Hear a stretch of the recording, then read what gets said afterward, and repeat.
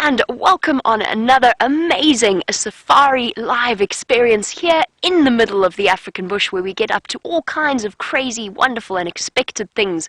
We've had sunset and sunrise safaris filled with lions, leopards and all kinds of magical creatures, and this afternoon we are starting with something a little different. My name is Jamie, the man behind the camera is Dave, and this is Sindile's leopard scat, because this is Safari Live. Afternoon once again, and as I said, this is the Sunset Safari, and here on Safari Live we do all kinds of unexpected things, and we're starting off our Sunset Safari by collecting what I know to be Sindile's leopard scat, the byproduct of his digestive process, and popping it into this well-prepared vial. And I'll explain why we're doing that in a moment, but let us see if we can get to this method, because I think we might have a slight problem here. It's gone a bit solid in the sun, and I'm not quite sure how we're going to fit this into this leopard scat tube. I will explain everything in a moment. It will all make total sense in a couple of seconds. We have a slight problem here, Dave. Wait, okay. Now, the one thing that we're always very careful with in terms of what we do is picking up a predator scat. This is the dung or scat of a leopard, a male leopard to be exact. Oh no! Oh no!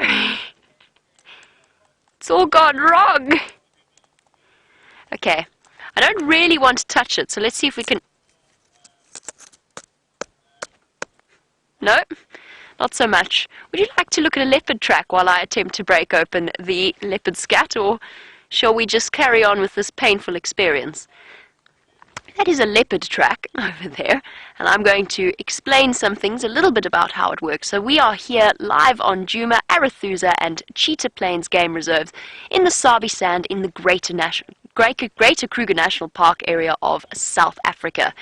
Not only are we live, but we're also interactive, which means that you can send through your questions. Like, for example, if you were curious as to why I'm collecting a pile of leopard scat, you can do that on hashtag Safari Live on Twitter, or you can email through to questions@wildearth.tv. I'm going to try and figure this out. I need a rock, which is mostly quite a difficult process in the Sabi Sands. I'm not quite sure how on earth we're going. Where's that pile? Oh, there. Okay, I'm going to make this work. I'm going to make it work. Come on.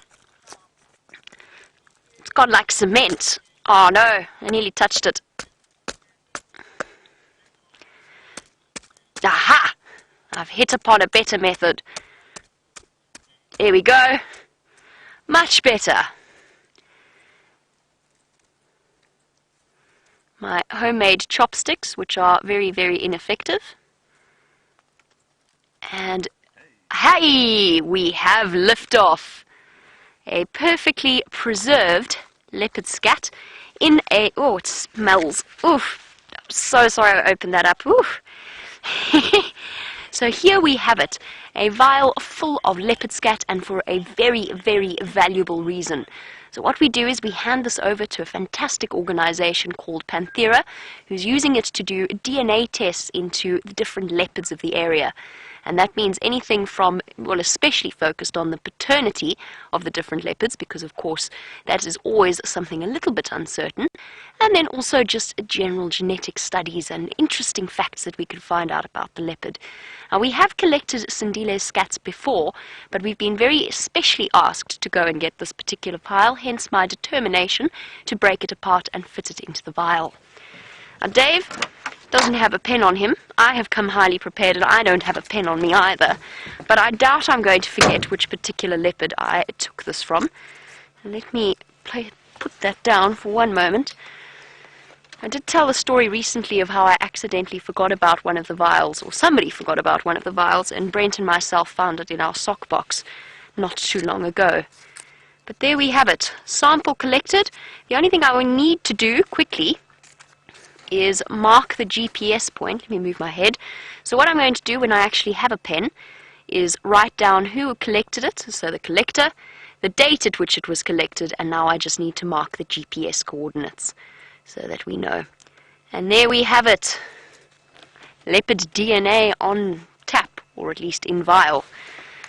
And of course we've had the most incredible days recently. I'm just going to mark my GPS quickly. We had the most incredible drives. Yesterday we saw 26 different big cats. This morning we saw 5 different leopards, and this afternoon, fingers crossed, is going to promise to be equally exciting. You'll just have to stay tuned and see what it is we find on this afternoon's sunset safari. Which would be very nice if my map would find where I am. Oh, there we go. And pin. Perfect. Here we go. GPS coordinate marked. Right, Dave, shall we go now? Yes. We've finished with our messy business of the leopard excrement breaking apart. I think we can move on. It's rather blisteringly hot out here in the sun. 28 degrees it is this afternoon.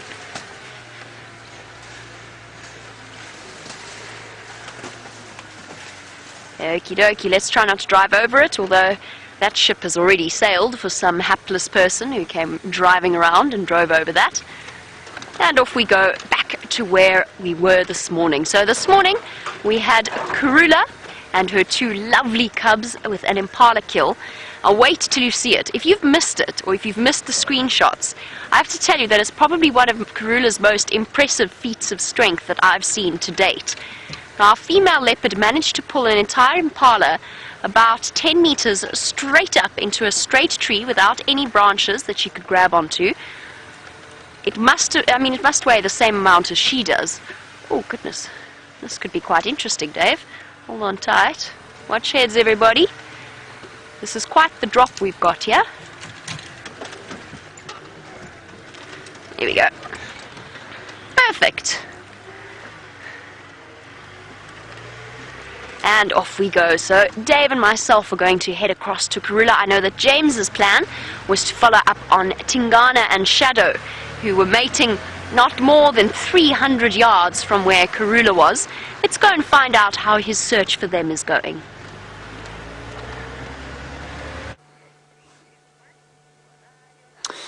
Good afternoon, everybody, and welcome to this end of the Sunset Safari.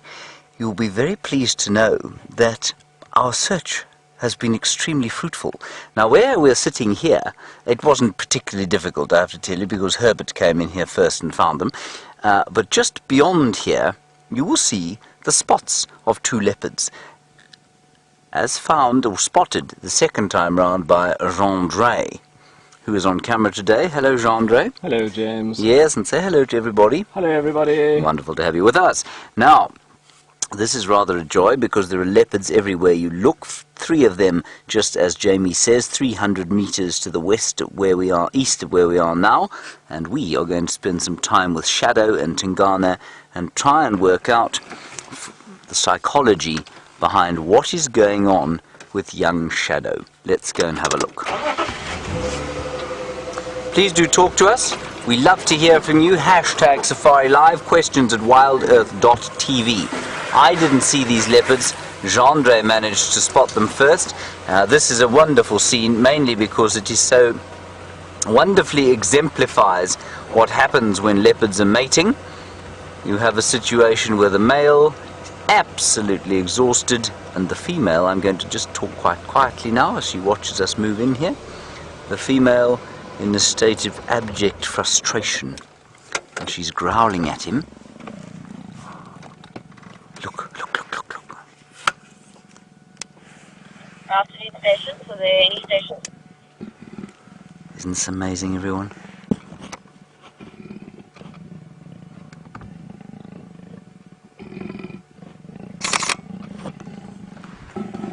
Here we go.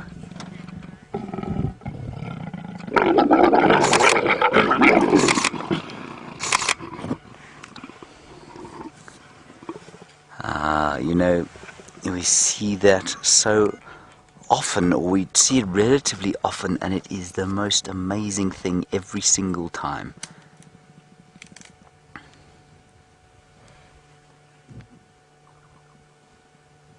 So cool.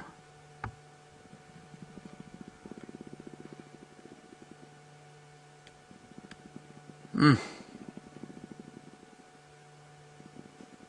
that's him growling. You can maybe hear him. Now, what is going on here? If you are maybe a new viewer, let me just give you a bit of background here. That is Tingana. He is 9 years old. He must be pushing 10 by now, but a 9-year-old male leopard of this area. He is the dominant male leopard. His sort of regency is unchallenged in this area. And he roams over the territories of Shadow, who's this female here, her sister Tandi, and indeed their mother Karula, and possibly some others to the north like Shiluva, for example. To the left-hand side is the female, that is Shadow. She is also 9, must be also pushing 10 by this stage, and she has a very interesting and quite sad story. Unlike her mother, who has raised 8 cubs now, Shadow in her 9 years has failed to raise 1 cub to adulthood and independence. And I think we're witnessing the reason for that. I think this mystery was almost solved the last time she had a cub, and now it's being solved because we know she does have a cub who is 6 months as of pretty much today. Now, what's interesting is that she is, for a 6-month-old cub's mother, to be mating again now, to be in full estrus, which it looks like she is not right. Well, it's not right in that normally they only come into estrus when their cubs become semi-independent or almost completely independent. In the case of a female leopard, that has been recorded at 8 months. In the case of a male, very unusually before 14 or 15 months will the male go completely independent. So the fact that her cub is only 6 months old and she's mating again, I think is indicative of a hormonal imbalance in her body, where she comes into estrus too quickly after her last cub, and I think that is why she's lost so many cubs. In the case of her last cub, Sindile, a young male leopard, we all thought that he was going to have a horrible time because he was kidnapped. Well, he wasn't kidnapped. He was taken and put in rehab after he caught a domestic dog. Now, he was I think he was 10 months old when that happened, and that was a bit of a disaster. We thought that was it. Normally they put leopards down if they do that, but in this case they took him and put him in a rehabilitation center and brought him back after 7 or 8 months. He's now an independent leopard. One wonders if that would have been the case had he stayed with her, because she was already starting to mate with another male, well, in fact with this male, with Tingana, and I think she'd even mated with the Anderson male off to the west. So quite an interesting situation, and it's also interesting to think that maybe ironically the fact that Sindile went into rehab has actually saved him from the same fate that every single other cub she's ever had has suffered. So that's interesting. Shamel, you asked a question, sorry, while I was in the middle of waffling away there, and I've now unfortunately forgotten what it was. Kirsten? Oh, has anyone seen Zara?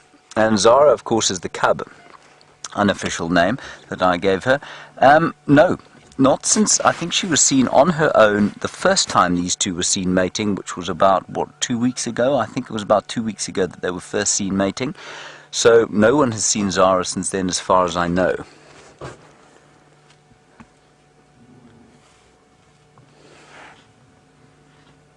So rather interesting and tragic situation. Of course, this is the joy of what we do. We're unfolding things that I think many people don't manage to do because they don't spend the extended periods that we do with these animals. And at the same time, we have the joy and triumph of Karula and her amazing life and her successes, and we have this rather tragic situation here with Shadow, Karula's daughter, where there seems to be some form of hormonal imbalance, we think. We're not sure. Nobody really knows exactly what's happening. Let me move a little bit around this tree, see if we can't get a good look.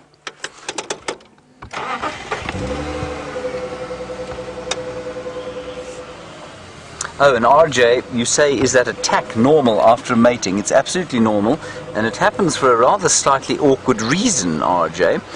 The male's penis is barbed. Now, I encourage you, if you want to know what that means, because it's difficult to imagine, to actually Google it, and there you will find pictures of what is termed a cat's barbed penis. And what it means is that it is painful for her when he withdraws, when he dismounts. It's not pleasant for her at all. And so what happens is that she turns and she wheels and she tries to smash him. At the same time, it's sore for him, and I think what it does, we think, is creates a contraction inside her, and that probably helps with insemination, and it probably also stimulates ovulation. There we are. The rather tragic figure of Shadow. Heir to the throne. No, she's not quite heir to the throne. She's not the oldest. No, she is the oldest of Karula's cubs.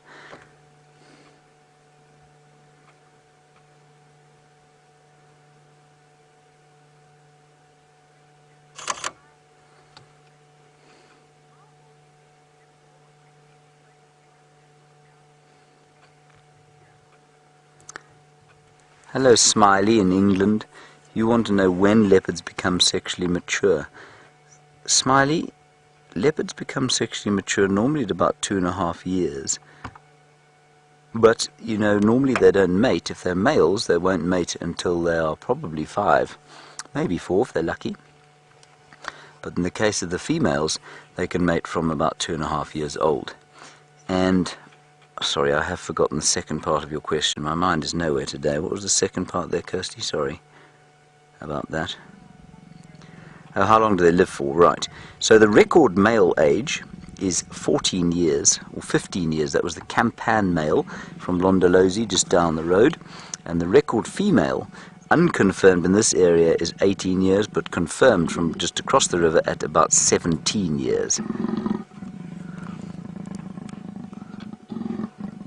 So the males definitely live a bit longer.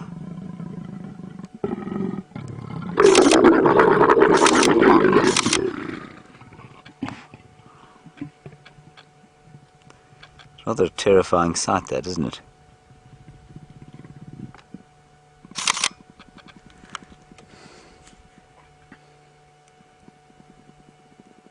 And just listen to the residual growl.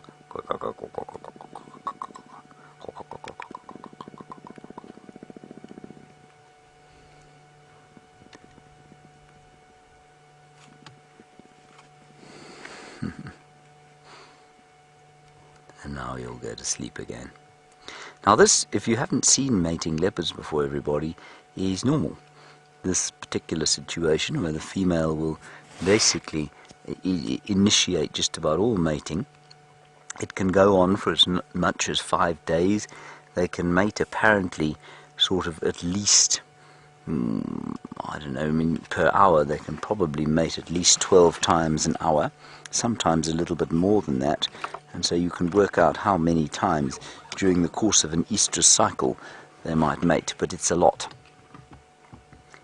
And that tends to take, I mean, before Karula conceived these last two, we were starting to cast aspersions on Tingana's ability to father children, because she mated with him, I think it was 5 or 6 times, sort of, and I don't mean in one event, so it was 5 or 6 weeks that she mated with Tingana before she conceived little Shongile and Hosana.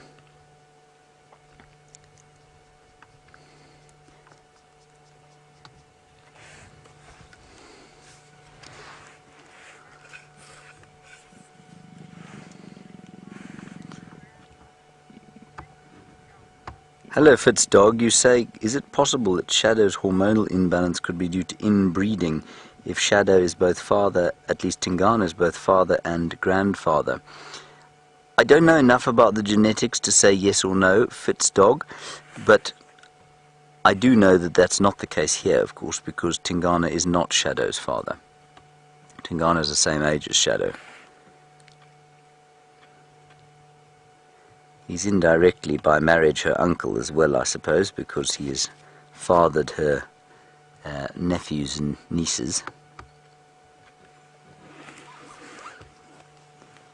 But no. So, I mean, look, I think, as we keep saying with the cats, apparently 6 generations of inbreeding is survivable before any kind of deleterious effects are noticed. Whether that would manifest in something physiological, like a slightly out of whack hormonal cycle, yes, it's possible. Interestingly, it's suspected, in fact quite strongly so, that Karula and Shadow are mother and daughter, but also sisters. so that they had the same father. So that's quite interesting. So that may be something to do with it. That's a really good thought. I don't know. I'm not sure that anyone would be able to answer that question, but yes, I would say certainly one might expect that to be the case.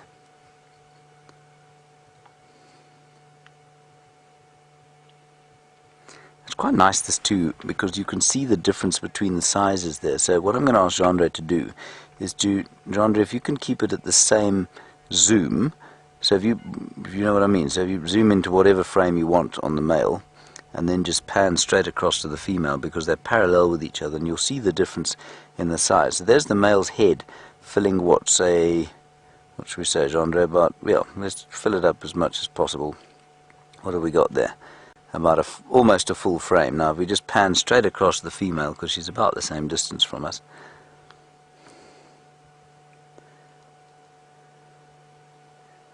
you can see how much smaller she is. You see that? I mean, her angle is slightly different, but it really is remarkable. His head is almost twice the size of hers. Now, a question about how long they will keep mating for. Well, the last time they mated, and it's from Deborah in South Carolina, the last time they mated, it only lasted about, I think it was only about 2 days. That's unusual, but it isn't unusual for a leopard that's coming into what we call a proto-estrus. So sometimes before they come into full estrus, before they go into ovulate, they will come into a short estrus, mate a bit, and then go off. That's what happened here. That's what happened the last time she came into estrus while she had Sindile here. And then let's see if this is a full estrus. I think it's probably that they've been mating maybe 2 days now, maybe only a day.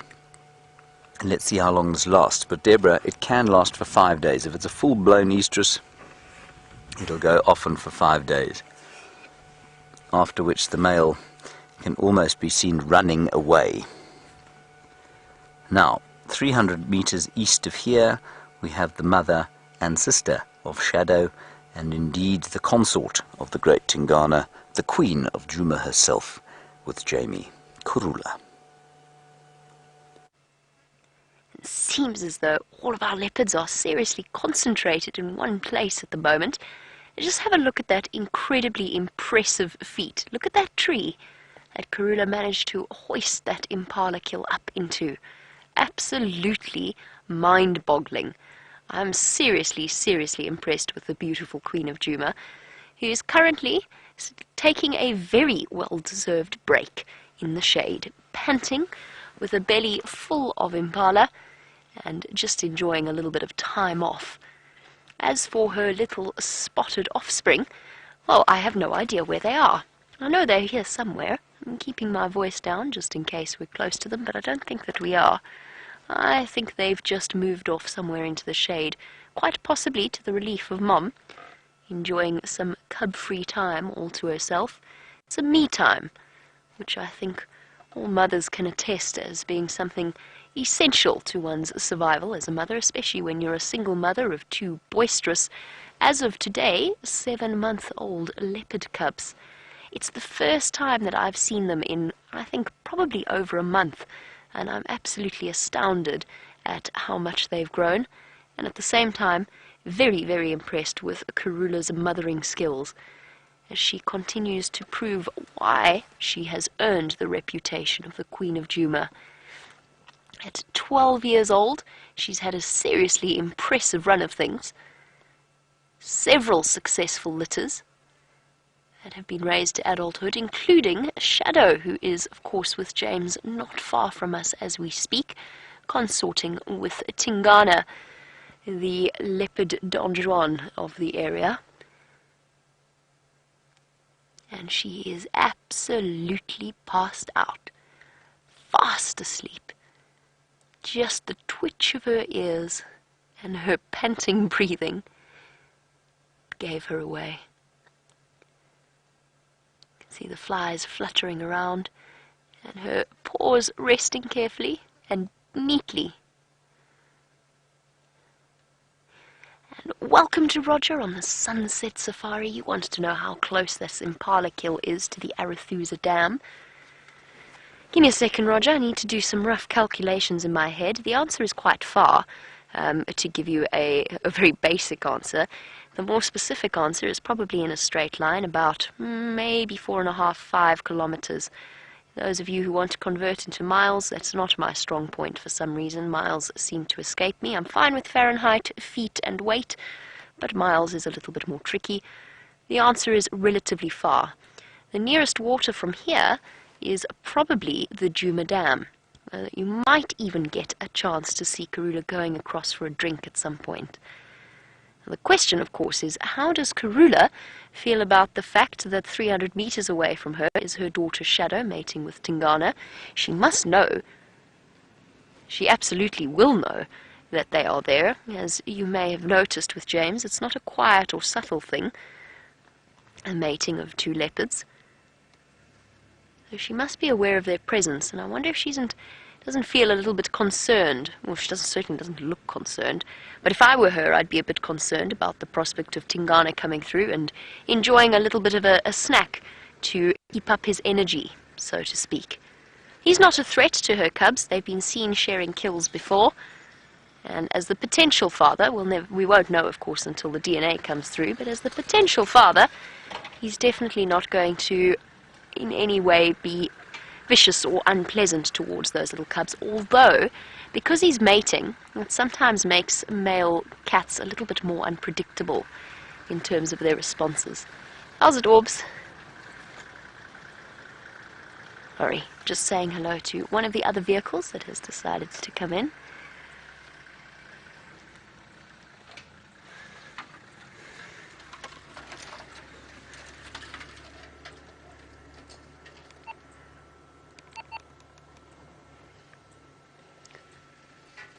As I said, I don't know exactly where her little ones are hiding. I have no doubt they're somewhere in the shade. Perhaps they, too, heard the sound of the consorting leopard pair. They've probably just gone to find themselves a nice patch of shade. It's not exactly an easy spot here, and it's relatively unpleasant in terms of the amount of sun exposure that's around here. So they might have decided to move to a more comfortable patch and just settle there for now. And we're just going to play the patience game. We're not going to go and actively look for them. We're just going to wait for them to come to us. Then we know that they'll be back at some point over the next few hours. And perhaps at some point we'll have to leave and then come back, but nevertheless I hope that we're here when they start to come out, and maybe they'll even give us a demonstration of their tree climbing. This morning's sunrise safari was astoundingly beautiful.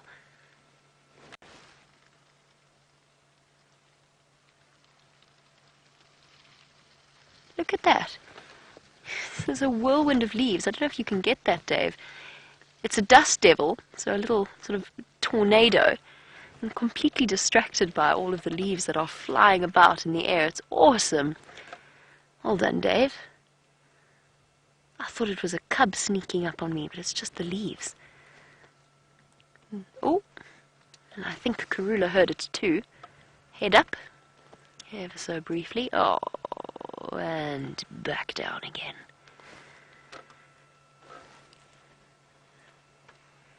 And as I said, this morning's lighting was absolutely beautiful, and Karula giving us an incredible demonstration of her tree climbing abilities as she leapt nimbly from branch to branch and then ever so slightly fell down towards the end.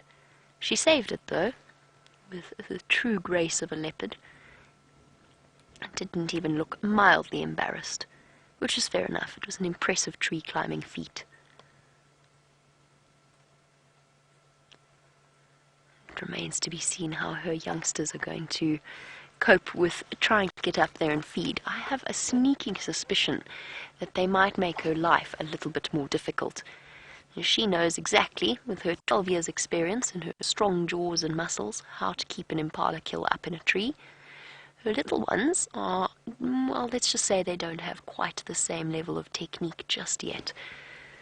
And I'm sure she's hoping against hope that there won't be any chance that, or that there isn't, there won't be an opportunity for one of them to knock it down onto the ground, because I'm sure that's not a feat that she feels like performing twice. I feel very under scrutiny, Dave.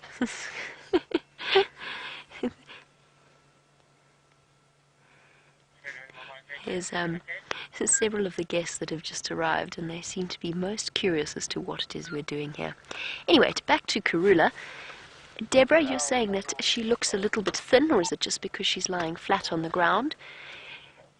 She doesn't look gorged, does she? She doesn't look as though she's really seriously tucked into that impala just yet. I think it's because she was a little bit tired. She ate a bit this morning and then went off to fetch her cubs, and I think she's really just taking a break. And when the temperature starts to drop a little bit, then she'll be able to go up and feed herself a bit more. She's not thin, but she definitely hasn't eaten a huge amount. We've seen Karula before with a belly that looks like the equivalent of swallowing a beach ball. She hasn't quite reached that stage yet. But if we're lucky, and that impala kill stays in that tree, we could have fantastic times spent ahead with her for at least another 2 days, if not more.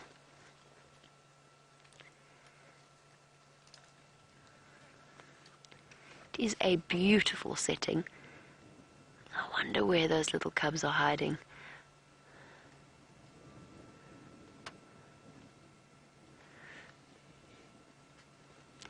And I agree, Debbie. Debbie is watching in Vancouver, and I think shares the same thought that Brian and myself had this morning, which was we so wished we'd been here just that fraction earlier for when she did actually hoist that impala kill, because it is such an amazing display of strength. I'm really not joking when I say that that tree is probably about 10 meters high. It's absolutely massive, and there's nothing, I mean there's no foothold, paw hold. It must have been phenomenal to watch. We can only picture it in our heads at this point as to what it must have looked like. But funnily enough, Debbie, Brian and myself, it was the first thing we said when we got here, was that we wished we could have been there to see her pull it up into a tree. Because, my goodness, that is truly incredible.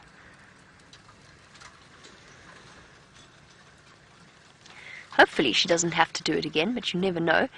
Now, of course, one thing that we were really excited about when we realized that she was going to fetch her cubs was the moment where they had to work out how to get up there and feed off the carcass. And as far as I know, little Hosana, the little chief, the little male cub, was the first to make his ascent in that courageous way of theirs. Luckily, little baby leopard cubs, like little children, are relatively resilient and quite bouncy. They tend to be okay when they fall down. They go all floppy, just like human beings can do. So if they were to fall out, they'd probably be absolutely fine. But well done, Karula.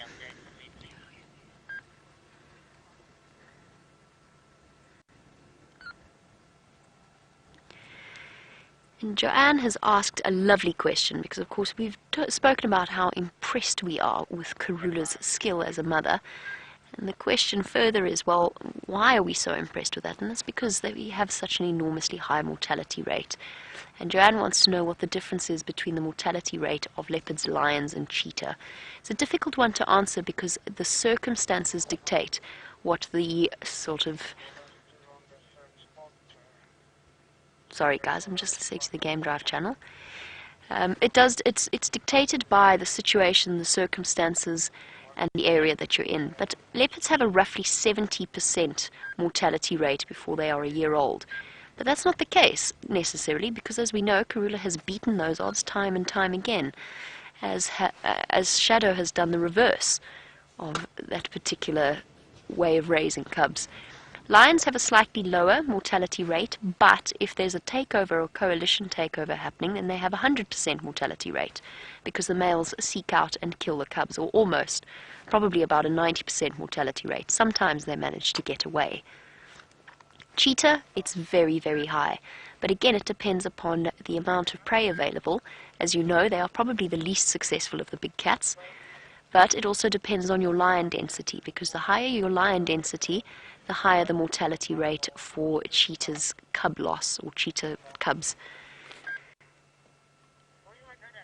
In the number of cheetah cubs that I've seen, and I'm thinking back specifically to several litters that I've had the chance to watch grow up, Probably it was an average of maybe 1 in 4 surviving, although most of the time all the females concerned lost all of their litters, admittedly in an area with very high lion concentration. So the more you interfere with the numbers of the different cats, and the less you leave nature to do its thing, the harder it becomes for the different animal species. We don't realize the impact that we have until we've done it, which is why it's always best to let nature do her thing. And Karula is a perfect example of some serious, I don't know if it's genetic advantage, if it's skill, if it's talent. James thinks it's innate talent. I'm starting to agree with him. Herbert thinks that she catches 1 kill, leaves it for the hyenas as a distraction, and then goes off and catches another kill. Whether or not that is the case, it would be phenomenal if it was. I love that theory. I think it's a very interesting one. Might just be that she catches one thing, the hyenas take it, and then off she goes. Either way, I think it's a very clever little theory he's thought out. And just like that, we have a Karula all to ourselves, once again. And now we play the patience game. I did take the final control members and the rest of the crew out to go and see Karula and her lovely little cubs after the end of the sunrise safari, partly because I wanted to see them, and secondly because not all of our crew get to go out on a game drive each and every single day. So we all went out and enjoyed a bit of time, and it was, how did Alex describe it? Like Putin's press conference, in terms of the number of cameras that were clicking away. I thought it was hilarious. Lots and lots of beautiful photos came out of that particular viewing session, as the lovely Sindile, Karula's daughter, came up and had a bit of a bonding session with Mum. Got some gentle kisses and licks, and returned some. It was a beautiful sighting. Horsana decided that he wanted to be a little bit more independent and wandered off and disappeared behind a termite mound. But it was a very special morning spent with them.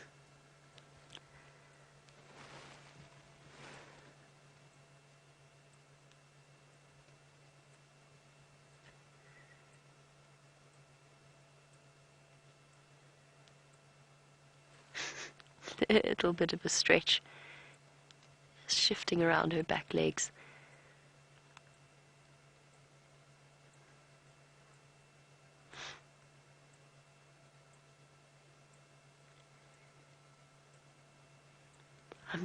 I'm splitting my attention, sorry. I've got my mind half on Karula, keeping an eye on her out of the corner of my eye, and also trying to contort myself into various positions to try and see whether I haven't missed something obvious in terms of where the cubs might be.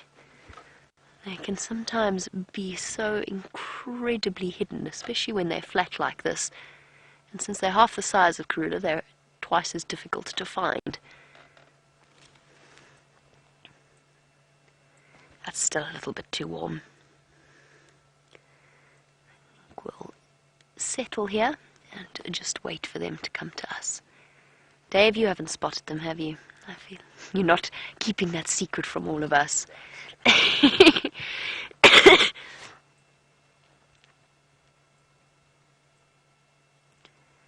we have had some truly extraordinary days recently, as I mentioned at the start of the sunset safari. From incredible lion sightings to leopards. It feels like the place is teeming with leopards at the moment. Oh, speaking of leopards, by the way, there is a great deal of controversy over which female leopard we saw yesterday afternoon. I, of course, got terribly excited because I thought that it was Nkanyeni, who I have not yet seen on Cheetah Plains. I never got a chance to have a proper good look at elephants. Sorry, distraction. There's elephants screaming off in the distance. You won't have been able to hear them. I never had a chance to look at her properly. I was distracted by several and other things that was going on at the time, including towards the end an influx of Styx lion cubs arriving. But for those of you who are followers of our different leopards, and of course I know most of you are in terms of our regular viewers, it looks as though it's Tundi's daughter, her older daughter, which makes more sense now when I look back on it. And I'd never seen Nkanyeni, but I always thought she was slightly older than the leopard that we saw yesterday. So it does turn out, I mean, I've never seen Nkanyeni before, and it was just what I was told, but it turns out there's a good chance that the leopard S that we saw yesterday was not in fact Nkanyeni and was another leopard. If it is Tandi's daughter, her older daughter, Tandi is the twin sister of Shadow and the daughter of Karula. So Karula's one of Karula's oldest daughters. And I think that's a new leopard for us. I mean, it's definitely a new leopard for me either way. And one that hasn't been given a name officially by the different guides as far as I know. She's a nameless female. So perhaps we'll have to start thinking about possible names for her. Tandi, of course, is one of my absolute favorite leopards. Shadow's sister, Karula's other daughter, and she's got her 2 cubs are alive and well as of yesterday.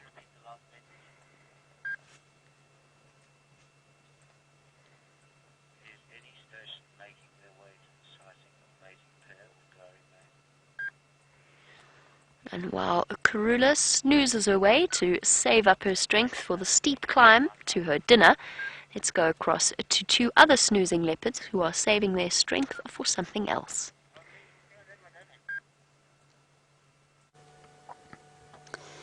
Indeed, much snoozing is going on, everybody. It's a warm and soporific afternoon of 82 degrees Fahrenheit, 28 degrees Celsius.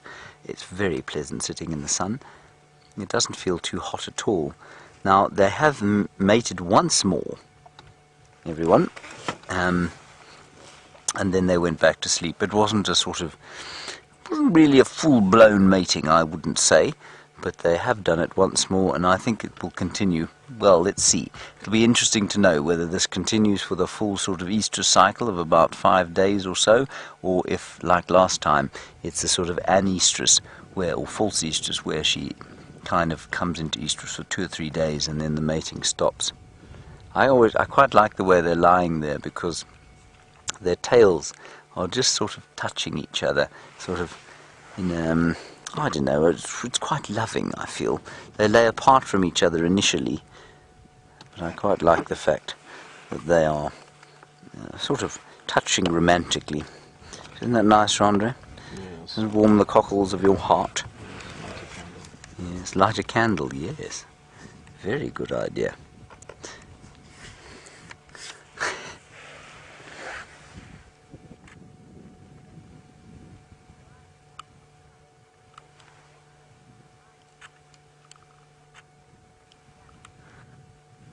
Janet, you say mating leopards are very different from mating lions.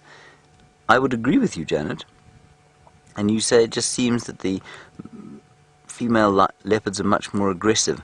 They're certainly the initiators. You know, if you watch mating lions, the female will walk away from the male and he'll then get up and try and initiate a mating sequence, where that just does not occur with the leopards. You're absolutely correct. It is only the female who tends to start this kind of thing. And absolutely just different in some ways, but in many ways it's the same. It's aggressive with the males, at least with the lions, in the same way. They have the same sort of structure of the penis. It's also barbed, and so it makes it very uncomfortable for the female, so that's quite interesting. And it also goes on for an inordinately long time. So they mate multiple times over a number of days in order for the female to ovulate and then to conceive.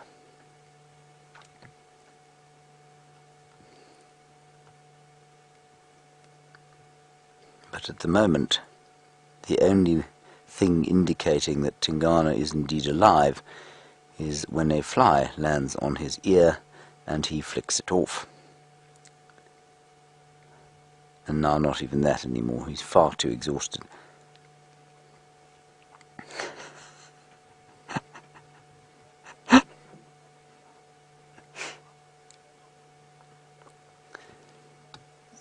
Hello, Motocross.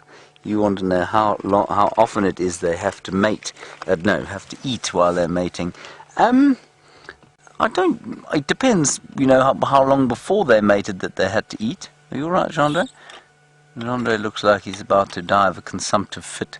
If he does, well, Motocross, well, they'll have something lovely to eat right here. Although Oh, well, I mean, they'll have something to eat. I don't know how lovely it'll be. Motocross. If they've eaten just before they start mating, they can probably go 2 days or so. But often what happens is in a full-blown estrus cycle, so say 5 days or so, they'll eat together. So they'll go and find something to eat and they'll have a romantic sort of lover's meal, you know, an impala strung in a tree or something romantic like that during the course of the mating period. But they probably wouldn't kill something more than once during the course of a mating period. Thank you, Motocross. In the case of Gendre, of course, he would last them more than a few days, just on account of the size of his calves, which are like 2 enormous hams. So they could have one each of those, I suppose, and then they'd be full for weeks. Once they'd got over the taste, of course.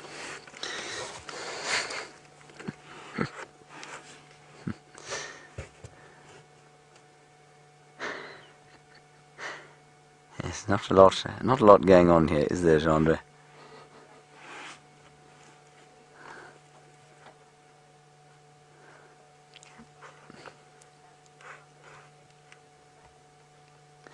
Hello, Monique in London. Nice one from you. You said, does Panthera have their shadow scat yet? Now, Jamie explained, I'm sure, what that scat collection malarkey is all about.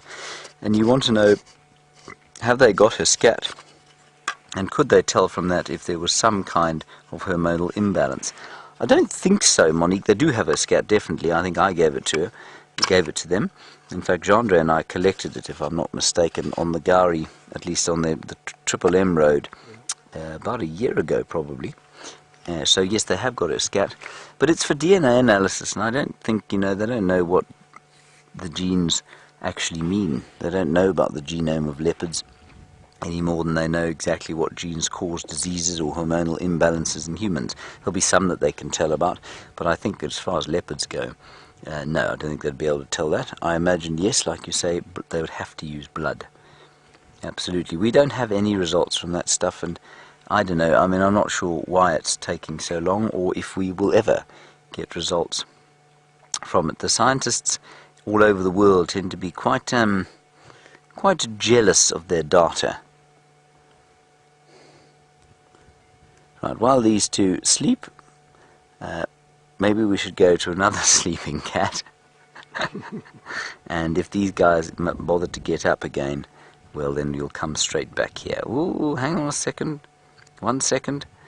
No, she's gone back down. Let's go back to Karula and find out what she's doing.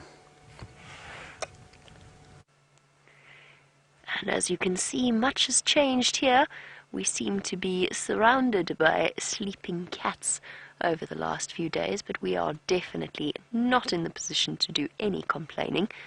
Apparently there is actually a sleeping lion on Djuma as well, a male lion, that because our morning was so busy this morning, James and myself didn't even get to.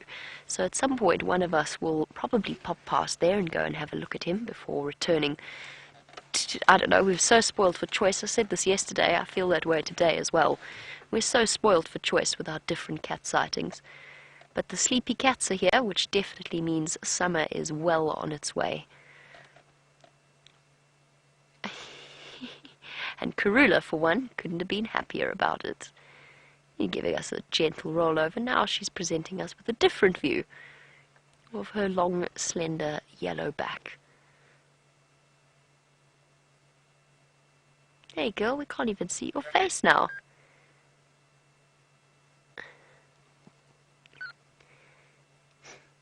Gently rubbing her face.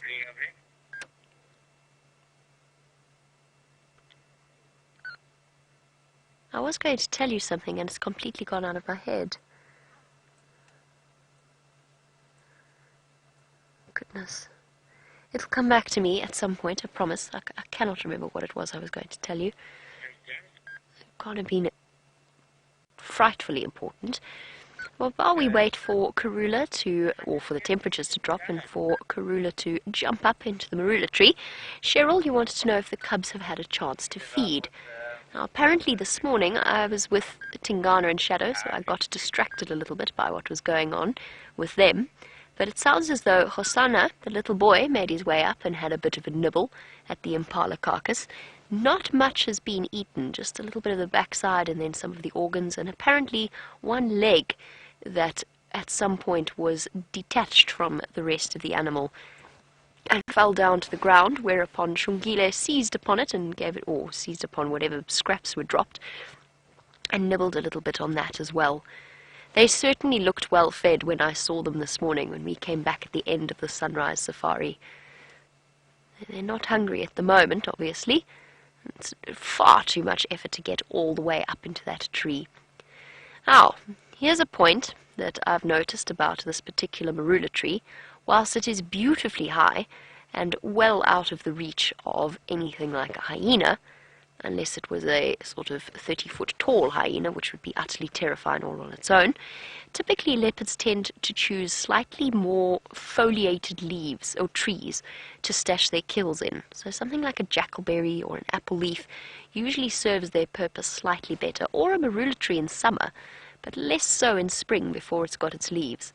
And that's because this particular impala is now very, very easy to spot for a different type of scavenger.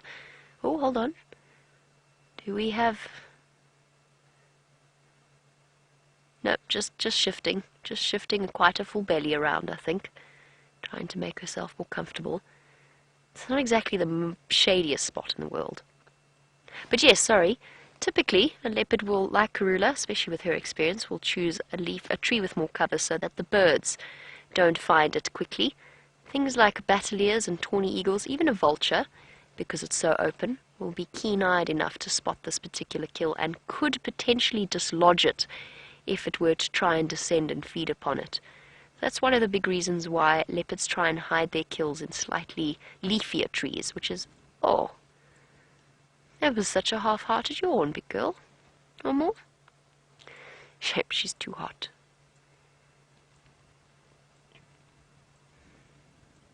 Very, very warm.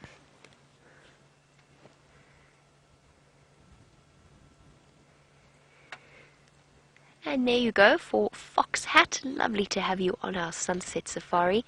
As Karula pants away, you wanted to know, is her breathing normal for a sleeping cat? Yes, it is, absolutely. Especially one with a very full belly. So she's panting like that because she's hot. I thought she was going to listen for the cubs. But she's gone back into relaxed posture. The foxhat, yes it is. Her digestive process, with all of that meat, it's the same for all predators, produces a tremendous amount of heat very quickly.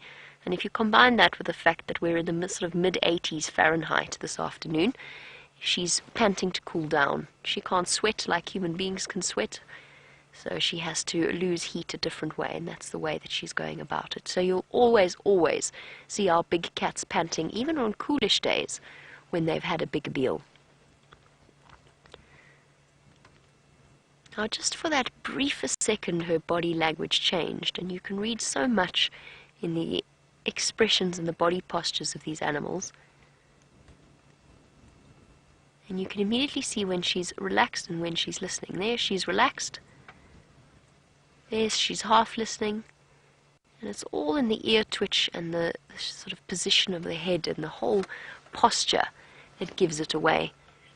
So at one point there, while I was talking about the answer to her breathing, both ears looked forward in the same direction, sort of pointed forward in the same direction. She focused. They just become slightly more intent. There's this very gentle flexing of the facial muscles. And you can immediately tell, the more you sit with animals, and those of you who work with domestic animals will know this, you can immediately tell what that animal's not necessarily thinking specifically about, but you can narrow down exactly what it's feeling. There, she's dozing. And she's basically fallen asleep with her head up.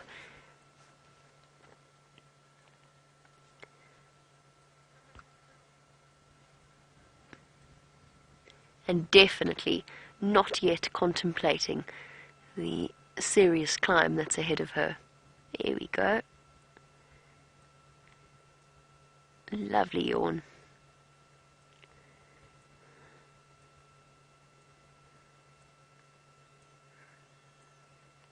and spot on, Daniel. Very well done. Daniel is one of our newer viewers and said that it seems as though leopards seem to catch their prey by surprise rather than a long run that cheetahs do. And absolutely, they're ambush predators. So they usually try and sneak up between sort of 5, maybe 10 meters to their prey. So that's about between 15 to 30 feet before they actually launch their attack. And that's because they've got, whilst they're very powerful and very fast, that is only over a very short period of, or short distance of time. That's short distance of time is not a good way of describing that. That doesn't exist. Over a short distance, I know, I'm sorry, Karula, I know that was terribly boring of me. Only over a short distance or for a short period of time. So they can move at around, they can cover 24 meters per second. So that's, I mean, just think about that. Stop and let that sink in for 1 second. Karula could be from where she is now into the car with us in half a second. Not, of course, that that is something that she's going to do, but she could if she wanted to. You don't underestimate a leopard's speed and strength. There's the couple of times that I've surprised leopards on foot, they've been past me before I've barely registered exactly what it is I'm seeing, if they're skittish leopards. A cheetah, on the other hand, can run for a slightly longer time period, or does run for a slightly longer time period. They can sustain it for a little while, but again, they're not marathon runners. That title goes hands down to the wild dogs with their stamina. Cheetah, you're looking at maybe 100, maybe 200 meters, and they're probably, of all of the big cats, the least successful of the hunters in terms of kills initiated versus kills completed. Just a little interesting fact there. I've seen the Nkuhumas, the lions, chase buffalo for a good 2 or 3 kilometers before. But that's an unusual situation. All of our big cats have limited bursts of speed. Standing by, Ephraim. Oh, goodness gracious.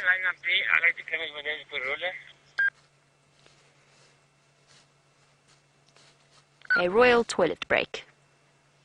Almost perfectly positioned behind a tree, but not quite. If it's just myself here, you're welcome to come and join. No sign of the Mpimpans for now.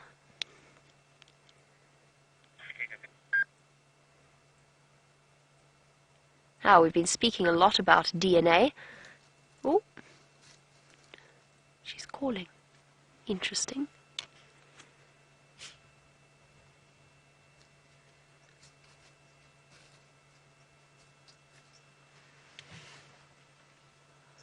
How wonderful. I think she's going to go and fetch her cubs for us. Or she might go and find a better patch of shade.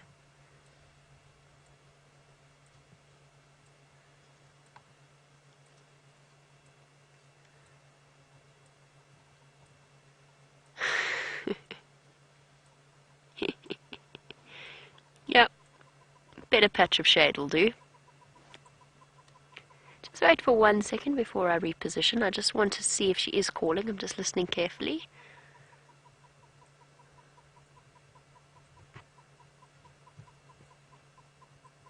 She did give the softest of ooh sounds as she got up. She is looking around. No, she's not calling. Let's reposition and go and join her for a slightly better view.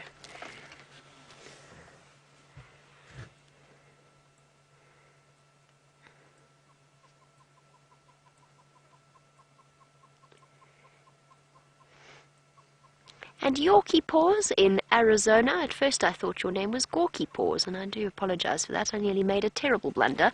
But Yorkie Paws has wanted to know, while we reposition to get another view of the Queen of Juma, whether or not it would be possible that Karula would adopt Shadow's cubs, since she is the grandmother. A couple of years ago, we would... I'm sorry, I'm just going to wait for Ephraim to come in first, since we've been sort of monopolizing the better view. We'll just wait for him to come in. She's up again. Sorry, Yorkie Paws. Change my mind. We're going to move.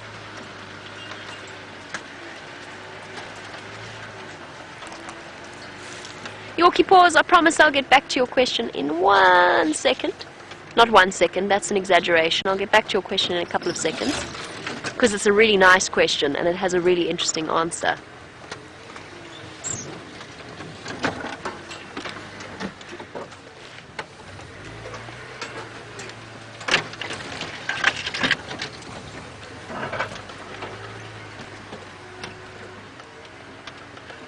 Oh, flat cat again. Okay, no rush. I'm just going to pull over here and let Ephraim come past so that he can get a view for his guests. No problem. Okay, we'll go that way then. So there is a recorded case, there is an entire scientific article about it, journal article, about a grandmother leopard that had cubs of her own and went on to adopt one of her daughter's cubs. They were sharing a kill, which does happen. It's unusual, but it does happen. Oh, she's now found herself into a really tricky spot. I'm just going to stop for now. And just double check that I'm not going to scare any little cubs away before we move in. So there was a case where a grandmother leopard adopted her daughters. As I said, they were sharing a kill, which is quite unusual. And grandmom got up with her cubs and walked off, and her daughter's cub joined her and proceeded to stay with her until adulthood. That is exceptionally rare. It's one of those rare cases. It happened on Londolozi, as far as I know, which is not too far away from where we are now, and could even be a relative of a leopard that we have heard of before. But a very, very interesting situation. Karula's never done it, as far as I know. No, she hasn't. We would have known. But it would be, can you imagine if that situation played out? If one day we came through and Karula had 3 cubs instead of 2, and Shadow's little cub bounding happy and healthy next to her.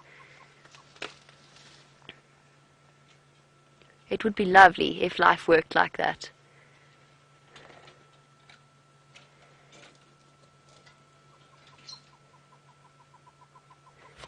And what a lovely comment coming through from Yorkie Paws. And I'm so glad I did get your name right. I hope I got your name right, Yorkie Paws. Now, apparently Yorkie Paws has been lurking, watching the show. Lurking sounds horrible. I feel bad when I say the word lurking. But Yorkie Paws has been watching the show for many years, and this is the first question that they have had answered. That's lovely to hear, Yorkie Paws, and it is very special to hear from you. Obviously, you, having watched for years, are intimately familiar with our lovely leopards of the various areas. And for new viewers, we do encourage you please to send through your questions. We can't, of course, get through every single question that's out there, but we do love to hear from you and get your questions coming through. So you can send those through on #SafariLive on Twitter, or email through to questions@wildearth.tv. And please don't feel shy or ashamed of the question that you're asking, just because some of our viewers have been watching for very many years and they've learnt a great deal about African wildlife, but that doesn't mean you can't ask the more basic questions if you want to. We love hearing from all of our viewers. And Karula has shifted around again. Let's play a game of where the cubs are.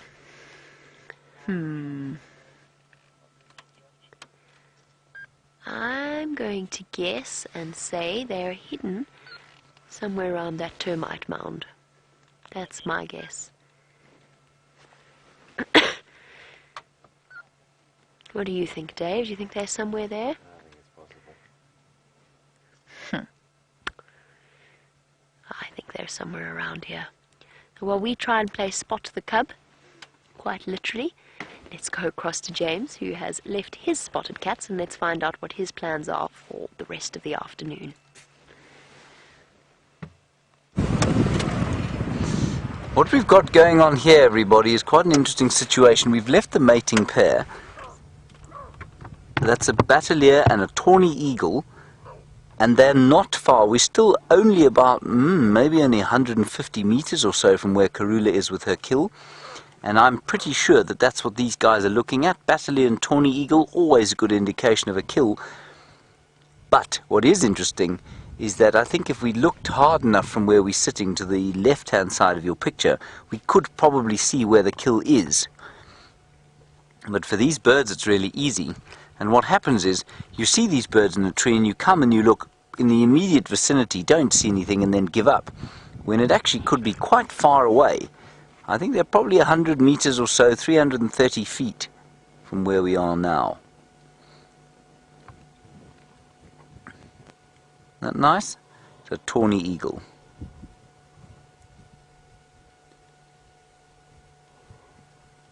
Beautiful. And there's a juvenile basileer, I think, on the tree in front of us. You can go and have a look at that as well once Jean-Andre has finished making art with that lovely tawny eagle.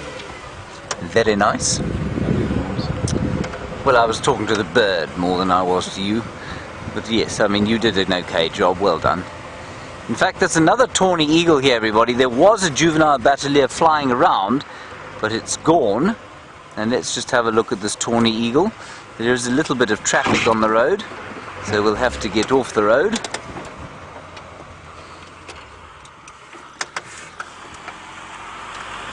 Aye! There's a lovely shot of a tawny eagle. You won't get a much better shot than that. Isn't he great? I love the piercing look that they give. There he goes. And you may have heard some dwarf mongoose calling as he took off. And he's gone straight towards where the kill is. That was quite inconvenient of him. It would be nice if he'd flown across the front, wouldn't it? We'll tell him to do that next time, Jean-Andre. That'll make your life a little bit easier.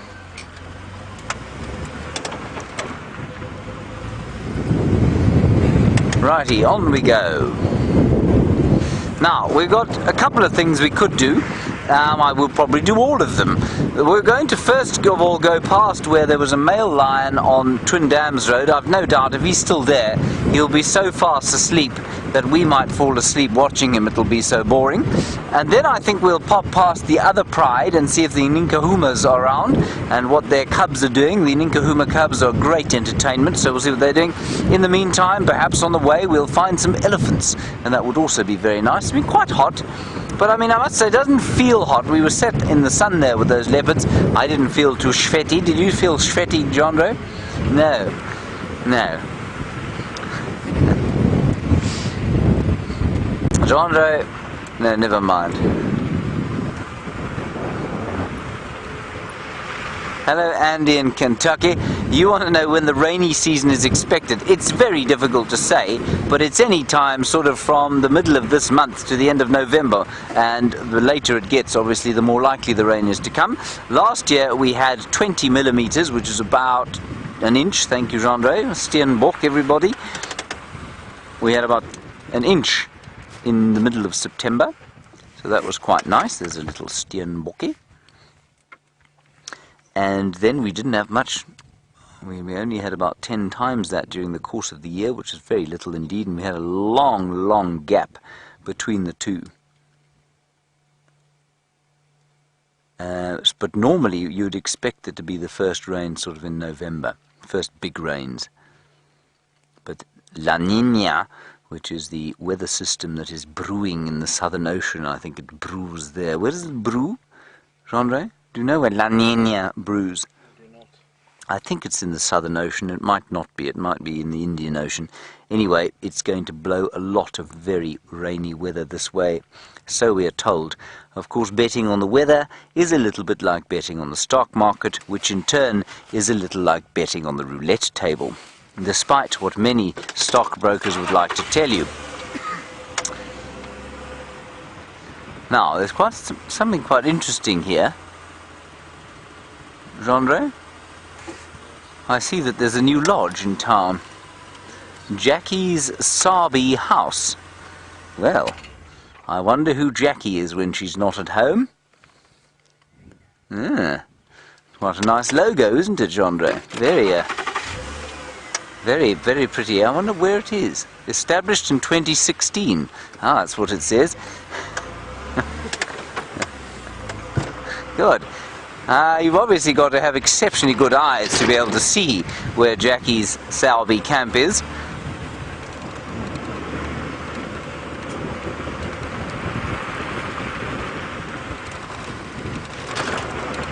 Hello, Jack. Oh, not Jack. I've got Jackie's Sabi bush camp on my mind. Hello, Brock in Pennsylvania. You say it seems to you that the big cats like to use... Jean-Andre, what are you doing?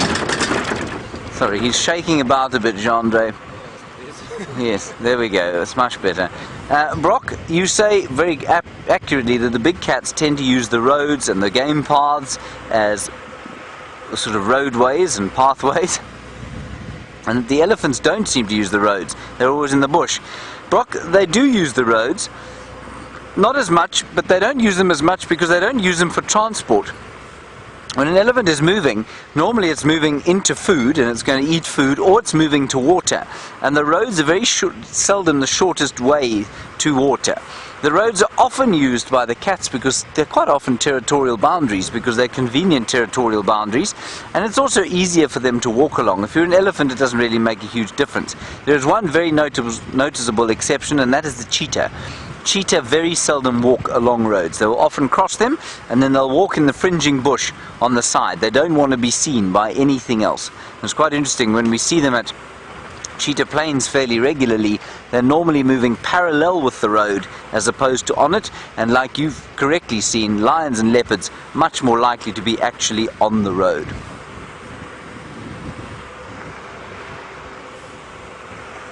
Right, now Karula is no longer alone.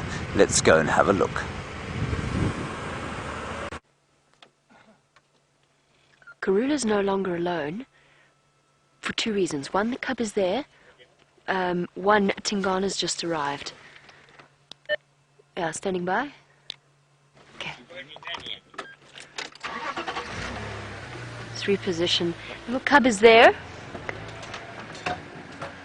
I think Tingana's just arrived. There he is.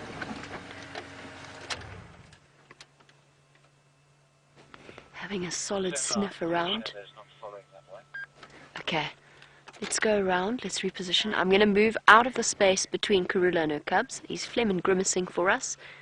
Where's Karula? Is that Karula there? There's two of them. No, I mean, is Shadow with him? Yeah. Okay, so her cubs are just here. That's why she was calling. I'm not sure if that is Karula or Shadow. Just hold on one moment. We'll establish it now.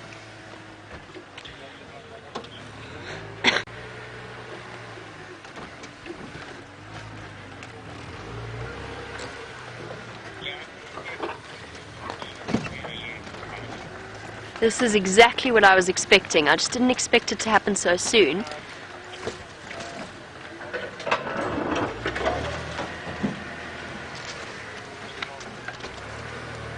He's going to go up the tree. Where's Karula?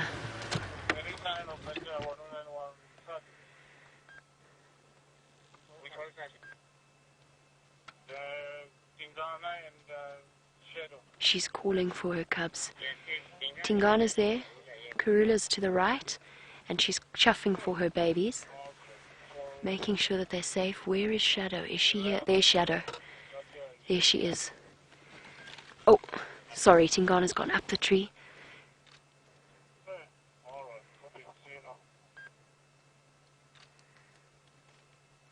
He's going to go and steal from Karula's carcass.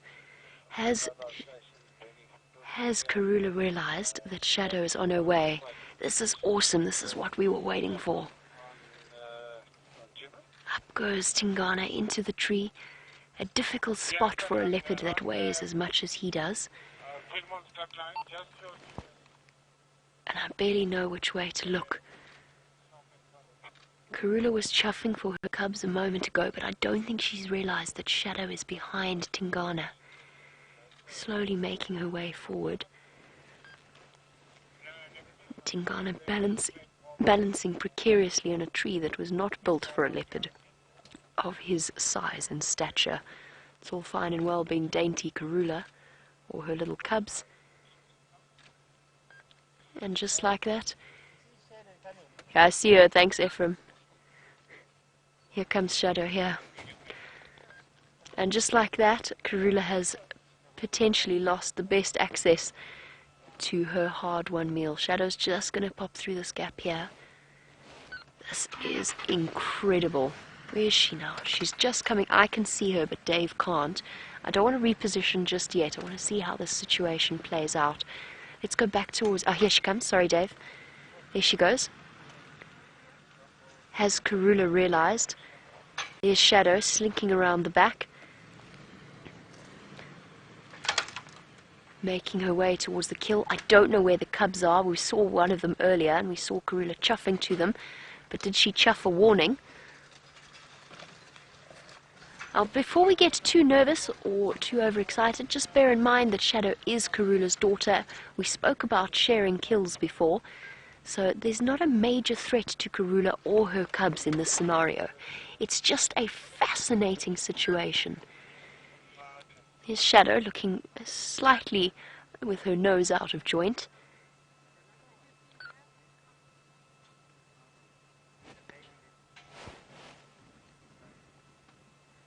There's Karula, watching the goings-on with resignation.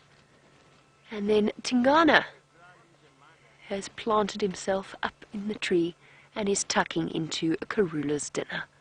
Oh, hold on. Sorry, Dave, I know I'm bouncing us all the way back. Look, Karula's spotted Shadow. You can see it in her body language. Thoroughly unimpressed.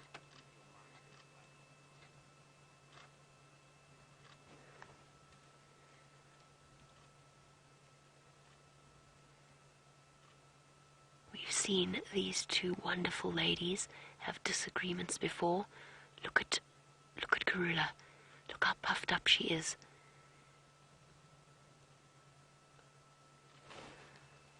She's heading her off. And Shadow is nobody's fool. He's not going to mess with Mom. She was heading her off. That was the direction that her cubs are in. And she's immediately blocking her, doing what we saw Shadow do with Sindile when he first encountered her. Okay, we're going to reposition a moment just to give you an idea of what's happening. Oh, Shadow's on the run. Off she goes, pursued by Karula.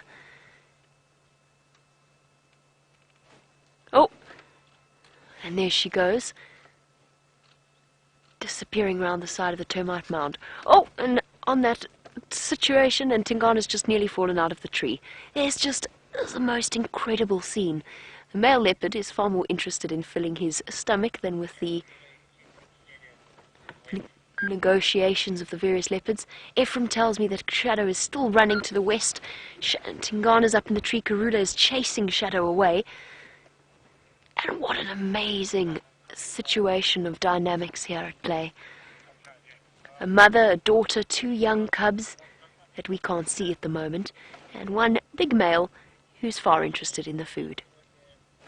Okay, we're going to turn on, we're going to try and catch up with Karula and Shadow. I know this is an awesome scene with Tingana up in the tree. There are also other vehicles wanting to come and see this extraordinary scene, but for now we are absolutely fine. It might split into two sightings again. We're going to climb on this termite mound. Hold on, Dave.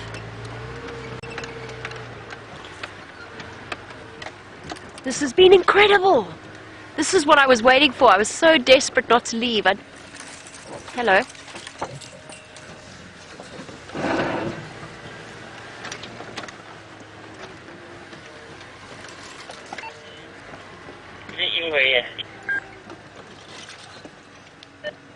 Ephraim, have you still got visual? Yeah, Jenny, the other one is heading more west, just a few more Scotland west, where there's a junction. Copy, thanks. Jim, I'm just behind you. Make your way in tax. I'll see if I can follow up on Shadow and Karula. I did see him up in Puns briefly off to the south, so I'm going to pull out of the sighting so you can go in.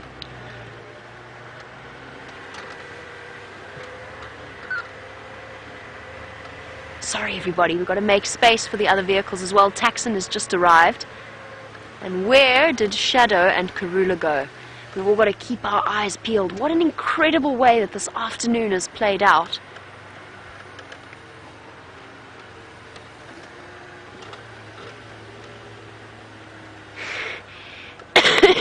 And WildEarth Girlie has said it's not even Cat-a-day this afternoon. What an extraordinary day. 5 different leopards. One sighting. Negative tax. Tingana's up in the tree with a kill. The cubs were southeast of that position. And then Karula and Shadow were running this way.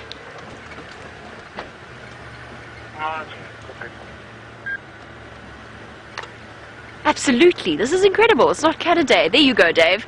I knew there was a reason. Something was telling me that something was going to happen.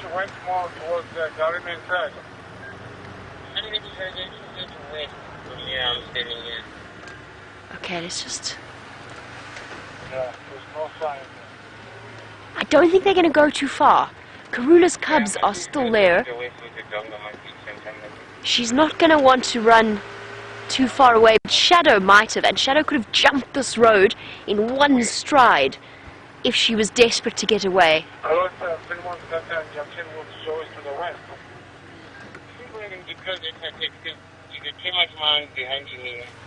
Let's just stop here for a moment. I'm sorry, I have to listen to the game drive comms as well, just to hear. I think those two might have disappeared, but I doubt Karula's going to be gone for long. Her cubs are there, her kill is there, her man is there, if you want to get more specific than that. Absolutely extraordinary. Can't believe it.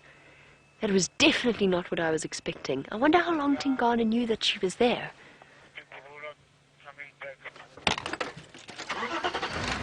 Shadow's gone, Karula's coming back. Hold on, everybody.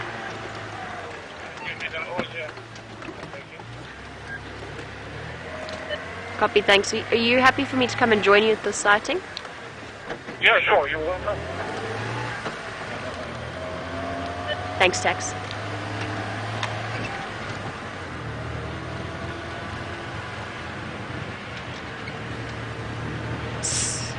Where is she gone?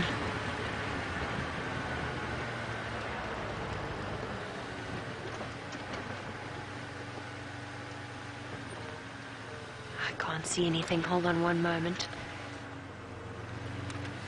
You don't reverse into me, please.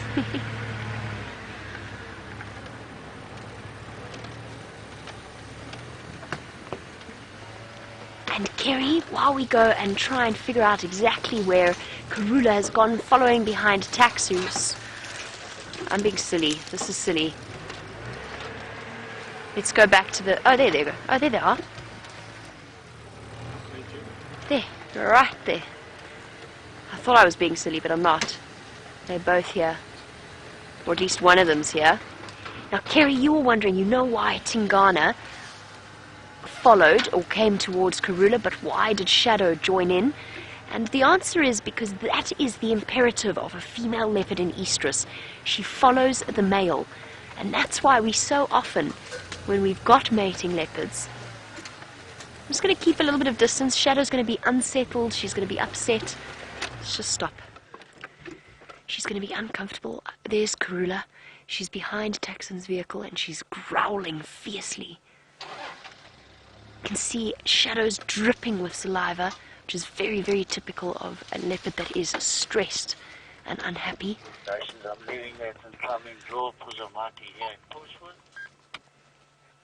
So, Kerry, it's her imperative to follow the male leopard.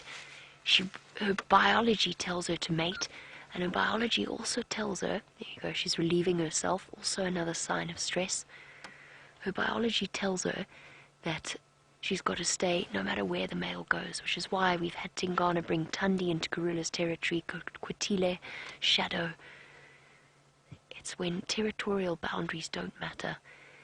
And she's also learnt that the male will be often quite protective over a female in estrus that he's mating with. So she's was sort of kind of relying on Tingana to keep her safe. And Karula's unlikely to go for Shadow in a very violent way.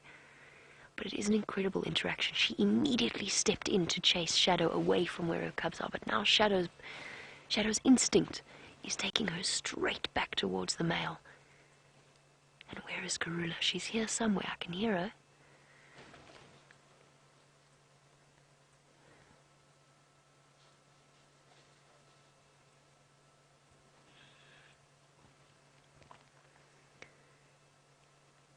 And Monique in London, yes, absolutely. Typically a male leopard would be more of a threat. However, because Tingana has mated, oh, look, she's gonna mark her territory. No, I was gonna be very surprised if she'd done that. So Monique, typically yes, a male leopard is one of the biggest killers of leopard cubs of any other.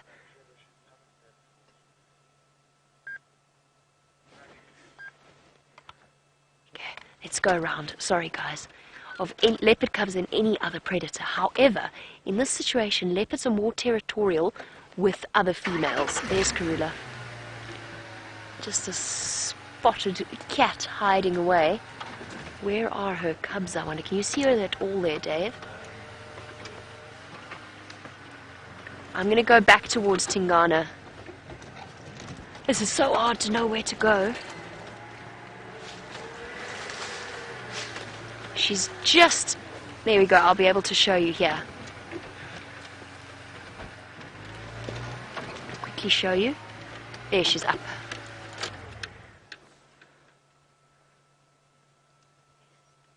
Did I get Shadow and Karula mixed up? I don't think so. But it's possible. This other female is moving off.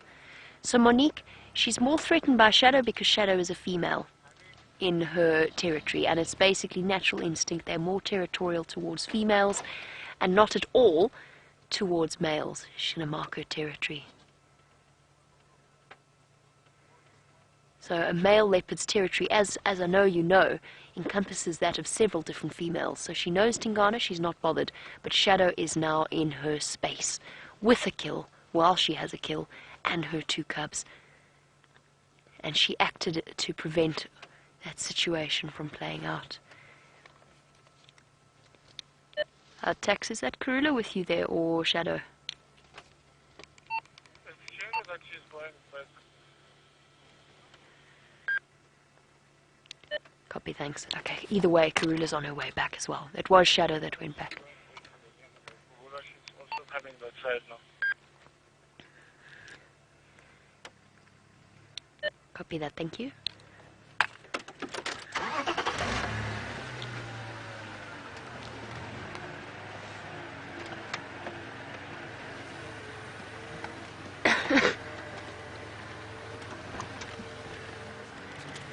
And James Dungan, do I think that this interaction between all three of them will put a halt to Shadow's amorous activities with Tingana, and will she have to go and find a new male? That's a very good point, because Tingana is not going to shift from that carcass now. There's free food. He's going to do what male leopards do best, all leopards do best, which is scavenge, and he's going to steal Karula's kill. So James, my answer is no, I don't think so. I think Karula's going to move off, and I think she's going to take her cubs with her, and she's going to leave Tingana and Shadow with this particular kill. That's my suggestion as to what's going to happen here. We'll have to wait and see how the scenario plays out. I'm sorry, I do have to be on the Game Drive channel. I need to clarify something with Tax first.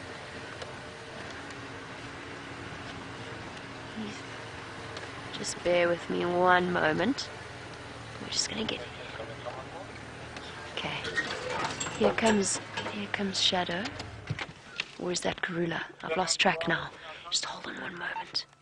We just went on our game drive now, but I heard something about the Ingwe. Is there a possibility for us to come and have a look? Yeah, I can 10 seconds stand by behind. That's Karula, right? I'm not going crazy. So, minute. Yeah. She's not happy. You can see it.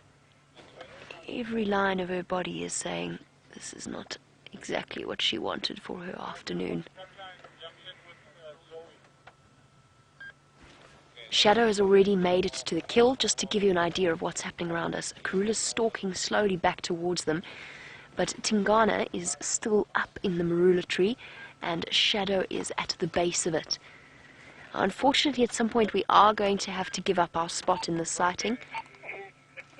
There are lots and lots of vehicles that are now waiting to come in and join this exciting moment. Reminded you, I just wanted to check, are there two lots down here or just one? Well, two lots now, join up to one lock again. Where are you now? Scraping her back feet. Okay, yeah, that's also arrived in there. So yeah. Marking her territory. And then we've got Tingana up in the tree. Oh no, beautiful. Shame, I feel sorry for her. She knows she's just lost her kill. She knows she's going to have to take her cubs away. She's not willing to go down without a fight just yet.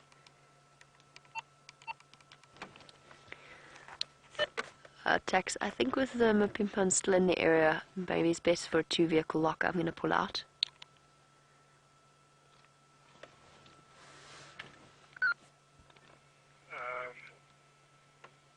Jimmy, I don't think he's, yeah, when it's done, but yeah, because you see, it's about, 3 inwards here, so yeah, I don't see any problem issues today for 3 movers here. Okay, copy. Thanks, Tex. Your call. We're just having a quick discussion about the logistics of this situation because, of course, 2 sightings have just become 1 sighting. So obviously we have to manage carefully in terms of which vehicles are where. There is Tingana, quite contentedly. He is so disinterested in the, what would we call it, the foibles of his ladies. He couldn't care less that Karula and Shadow just had a little bit of a scrap. Not a scrap really, they didn't come to blows, but that Karula chased Shadow. He's really just far more interested in the free dinner that's come along with the ride. Shadow is down below him. If we go down a little bit, she's currently, funnily enough, marking her rubbing on her cheek on the various branches around her. Cheeky girl. And Karula is furious. It's very difficult for you to hear, but she is growling away. We're just going to go forward ever so slightly so that we can watch the action unplay, but we've got to pick a good spot where we can see everything happening.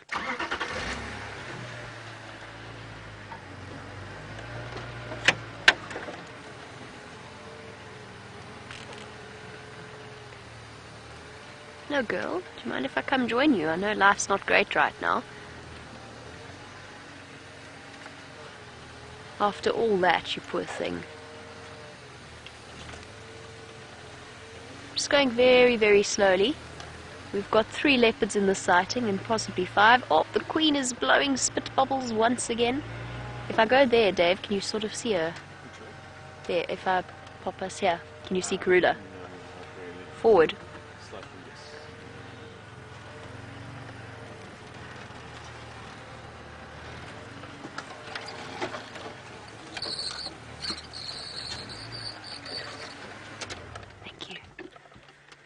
So Sharon in Belito, isn't this sighting absolutely incredible? You can see salivating away, relatively stressed about this whole situation. Now, the reason that Karula recognizes Shadow as her daughter is, I think leopards know each other, like people know each other. They know which is their daughter. Shadow's going to go up the tree. Or she's thinking about going up the tree.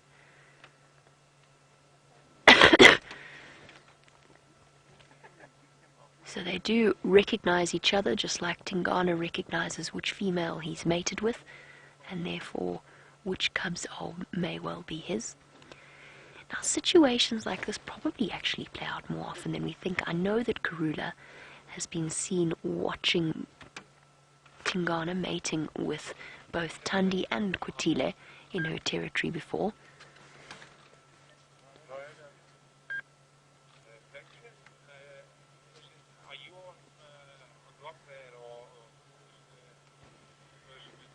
I would like to come around the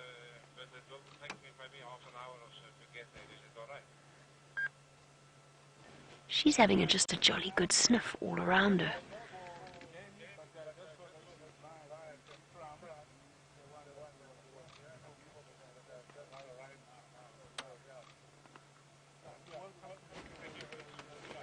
What an incredible scene. 5 leopards, although 2 missing cubs.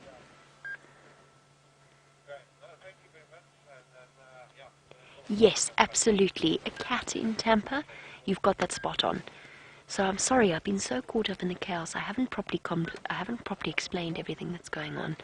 Shadow is in Karula's territory, but only just. Karula was always just on the boundary between her west, or sort of close to the western edge of her boundary, and Shadow's eastern edge. Oh, Tingana, this is a precarious spot you find yourself in.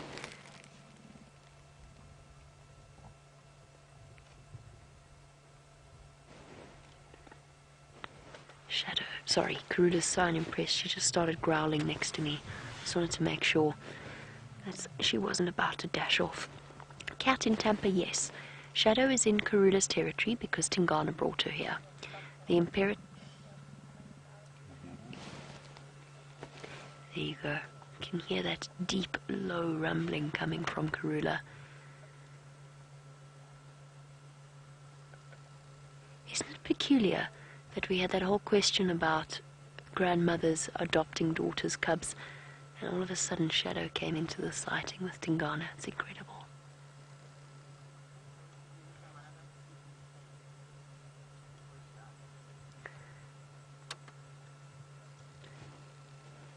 That impala's going to fall out of the tree.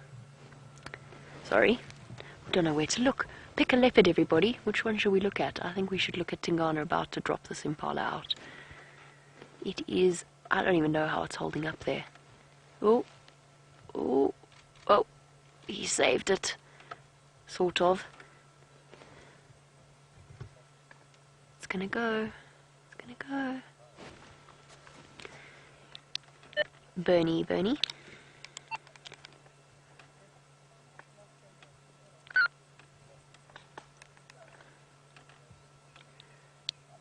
Bernie, Bernie for Jamie.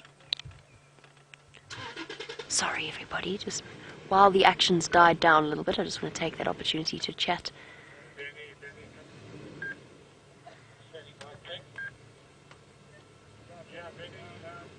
Okay, while I just have a quick chat on the Game Drive channel, let's go across to James and a scavenging bird of prey.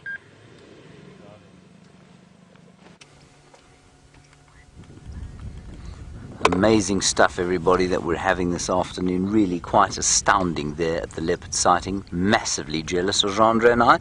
But we're here with quite a large herd of beefaloes, all buffalo bulls, moving off to do their evening grazing to find what little grass there is left. And what's interesting is that one that we started with, sorry Gendre, if we might go back to him, he's eating Peltiforum africanum, or the weeping wattle, and that is renowned, I've just read, as a very good cattle fodder. Though not surprisingly, a buffalo eating that. Now, there's quite a lot going on around the waterhole. As soon as something happens with those leopard, we will go back to them. But while we've got the initiative, if you like, over here, I'm just going to go back a little bit. We can't see them, can we? I'm just going to ease my way down here, but there's a hippo out of the water making friends with a giraffe, which is quite nice to see.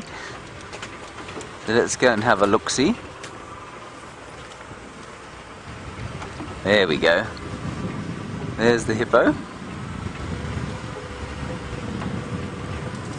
I don't think we're going to get too close to him because I think he'll run off, but I'll just show you his bottom first before we try a slightly closer approach.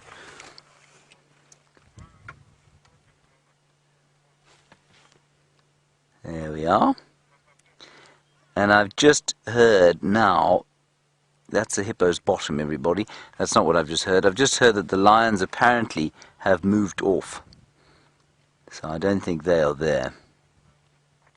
But we'll go and have a look and see what we can find there. And Aubrey reckons they might be around this area. Right, let's try and go a little bit closer to the hippopotamus. see what we can find there.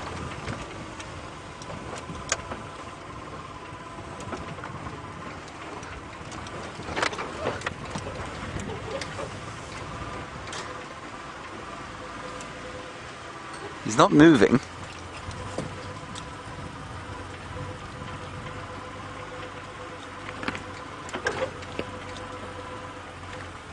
There we go.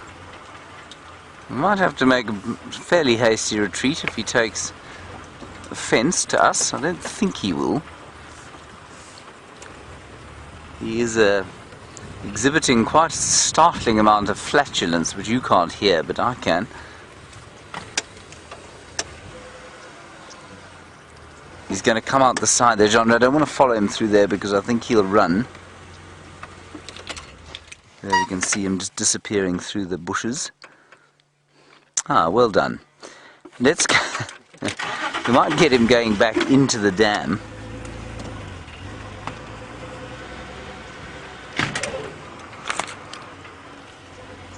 There he goes.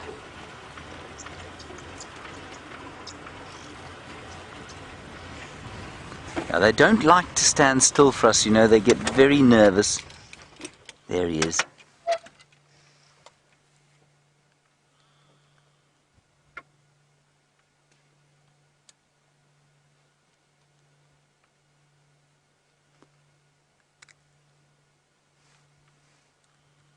Very nice.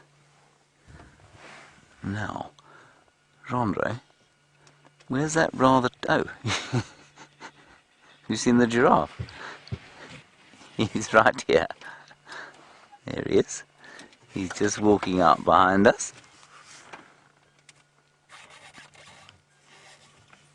There we are.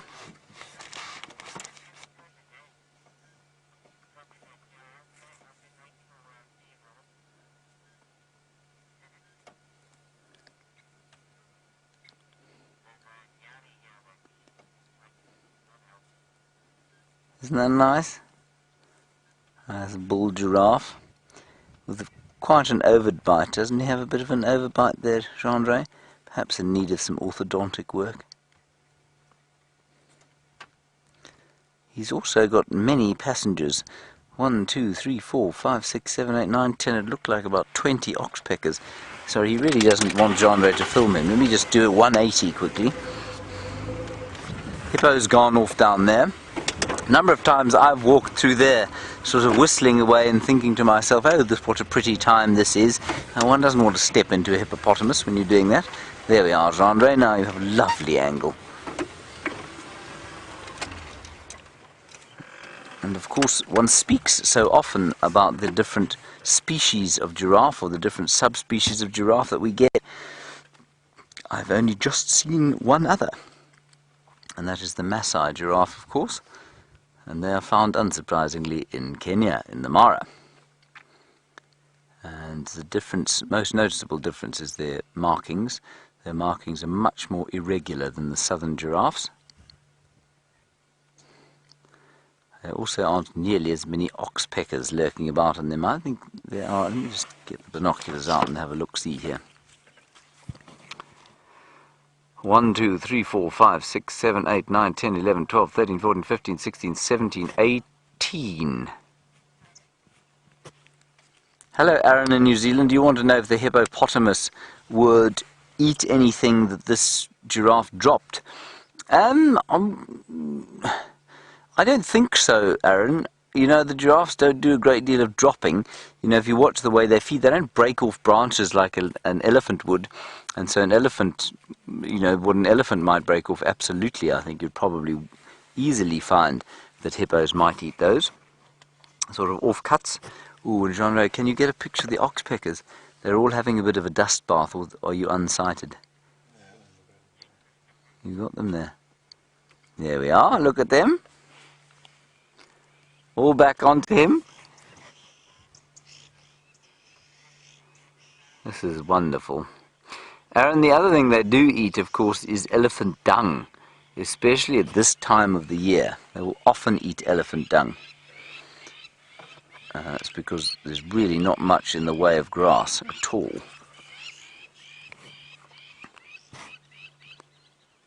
There are hundreds of these things. 1, 2, 5, 6, 7, 8, 9, 10, 11, 12, 13, 14, 15, 16, 17, 18, 19, 20, 21, 22. 22 oxpeckers. Alright, let's go back to the leopards. I'm not sure how long Jamie's going to be able to be there, so let's head back there and maximise on this incredible sighting of those potentially 5 cats. Guys, we are going to have to leave this incredible sighting. Oh my goodness, look at this. Tingana's about to lose this impala. He's going to try and hoist it back up, but he is very, very close to dropping it down to the base of the tree. Now all that we're doing is we're simply waiting for the next person who would like to approach the sighting to get here, and then we shall pull out and move off. Just going to wait for a few moments. What an incredible way to spend an afternoon. Oh, dangling by a thread. Oh, it's gonna go, it's gonna go. Slipping, slipping. The anticipation is killing me. And just in case those of you are terribly concerned about the dynamics of our 2 female leopards, sorry. Getting my animals confused. We're going to keep watching Tingana, but I'll just give you a brief update. Karula is fast asleep, and Shadow is watching Tingana's lack of skill with a somewhat jaded expression upon her face. But let's not tear our eyes away from Tingana just yet, because I think he's about to have a disastrous moment. He's in the most precarious position. He's trying to balance his weight on his back feet on the branch and then tuck his front of his body around to keep the impala where it is, and it's all gone terribly, terribly wrong for Mr. T.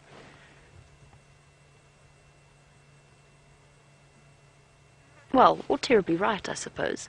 A couple of hours ago he was simply occupying his time with Shadow, or attempting to avoid her attentions by pretending to sleep. Now he's got a free meal out of the whole deal. Oh, Karula's growling again, but sleeping. Got any? Now, Punch, is your side the best there, eh? Okay, guys, that's it. We have to go. Wherever, like, when he can just come maybe behind me here. Yeah, it's all bullshit. Thanks very much, Stations. I'm going to be pulling out of this sighting.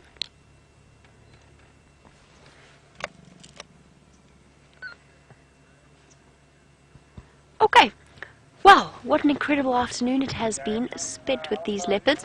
We're going to move off and find some other things, but in the meantime I'm going to send you back across to James while I make my way out of this particular sighting.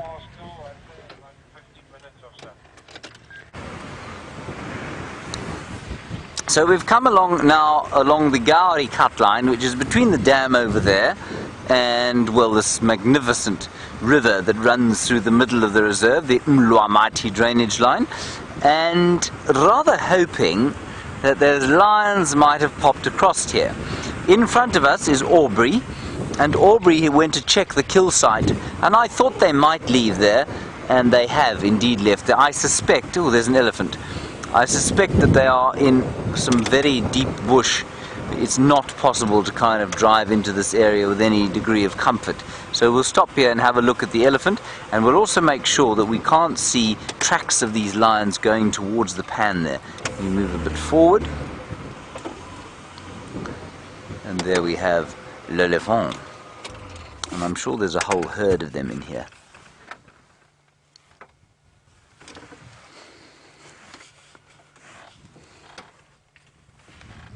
On his own there. I don't know why he's on his own. There could be another herd somewhere around close by. 1 or 2 more. Might just be a lonely fellow. Lonely bachelor. Finding his way in the world. Like me, Gendre. He's probably younger than me though.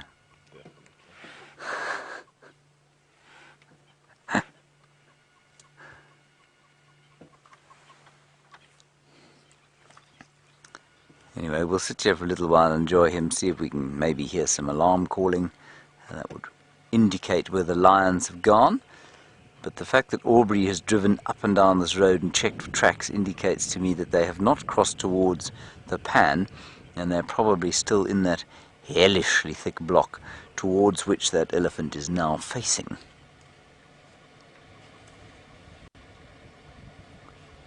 There he goes.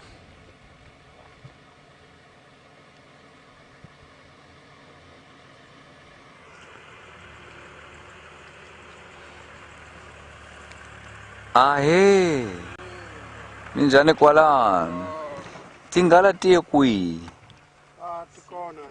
Atkona. Hello, everybody. Hi. Which channel is this? Oh, well, you and therefore I and now you, of course, we're on WildSafariLive.com. Yes, but is it not on Not on TV now, no. We do broadcasts to the United States, though, okay. on National Geographic. Or National Geographic here? No, not here. Yeah, it's a different region. It's all rather complicated. Enjoy. We are live. So you are live. You are live. You are live. Yeah. Would you like to say anything? Well, maybe someone will spot us. Yes, somebody might spot you. We can't put it on you because you haven't signed a release form, you see. And you might sue us should you become famous overnight.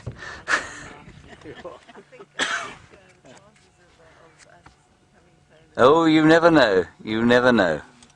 Stranger things have happened. All right, we're going to carry on looking for these lions. Where do you think they went, Orbs? Yeah, I think They're still inside there. to the drainage line. Yeah. I don't know. Okay. Lots of the Lots of vultures and things. Okay. All right, everybody, we'll carry on north. Enjoy. Bye-bye. It's always slightly awkward when that happens, isn't it? Because you can't put the camera on them, but they always are fascinated by the sight of the camera. It could also be the sight of Jean-André's hairstyle and his enormous calves that arrest their attention. Regardless, you have to have some kind of a conversation, and then I feel a little disconnected from you guys, so I do apologize for any of that. But we had to have a polite conversation with those people, none of them under the age of 106. Hey, Jean-André? Chandra is having a bit of a laugh. Very sweet. Right, let's carry on around the corner here. Another group of people, but I think we'll just bypass them. Aye! We just go past them rather not stop and have another chat. Righty.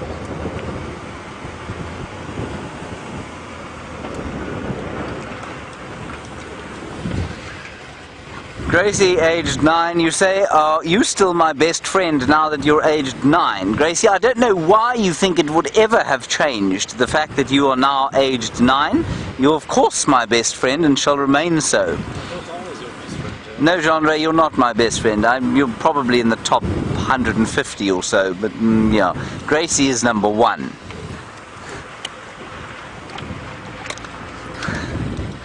I think I know 150 people. You're somewhere around there, maybe 148 or 149. Well, you know. There we are. Okay, we're going to head round towards, I'm not sure if anyone's checked Bivelshoek Dam. They may have headed that way, and then we'll come back to this area. I might try a little foray up that drainage line. Won't be easy. How was that leopard sighting? I hope you all enjoyed it. I was extremely jealous of the fact that we didn't stay with those leopards for slightly longer. I just had a feeling maybe we should have, and then we thought, nah, let's go and look for the lions. And then if we'd stayed with them and followed them, well, we could have joined you there. But I believe there's something of a vehicle pile-up going on around there, so maybe best that we didn't go there.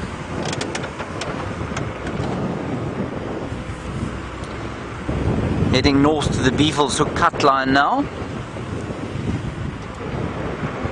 And we'll see what we can see there.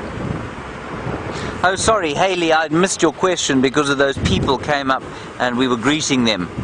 The Centurions, we'll call it the Centurion vehicle. Haley, you say, how come the seasons are different from what they are in England. You say the winter is wet there and the summer is dry, and it's the other way around here. Of course, the summer is wet here, well, wettish, and the winter is dry. Well, Hayley, first of all, I'm amazed that you say it's ever dry in England, because that certainly hasn't been my experience, but I take your point. Hayley, I'm not sure of the exact physical properties, but this is just a very strictly summer rainfall area. As you move to the south towards Cape Town, where Gendre is from, they have heaven, says Gendre. Gendre, of course, is deluded. They have what we call a Mediterranean climate, and that's because it's Mediterranean. So around the Mediterranean Sea and down to Cape Town, you have that winter rainfall and then very hot, dry summers. And I suppose that's much the same as it is in many parts of Europe. And that's just a Mediterranean climate. Down here, I think possibly because of the latitude, because we're closer to the equator, we generally get our rain in the summertime. But I can't really say why. I'm going to say it's because of our latitude, but I couldn't really tell you what physical properties of the atmosphere make it so that because we're closer to the equator. I'm not really sure. Very nice question. I love those questions that I can't really answer because, well, it's just rather interesting. Well, on that note, yesterday evening someone asked us about the Grant's zebra, and I said I'd heard of it, but I wasn't really sure what it was. And then I opened my book and I said that there was an East African species, subspecies of the plain zebra called Equus quagga bohemi, and that bohemi, thanks to my dear source of information, Judy H., is in fact the Grant's zebra. So thank you for that again, Judy H. Your constant monitoring of my biological knowledge is enormously appreciated, so please keep doing it. So the Grant's zebra, everybody, for those of you who were listening yesterday evening, is found in the Mara Triangle. So we were looking at them just, well, Monday to this week we were looking at the Grant's zebra in the Mara Triangle of Kenya. Now let's just see anything pops out.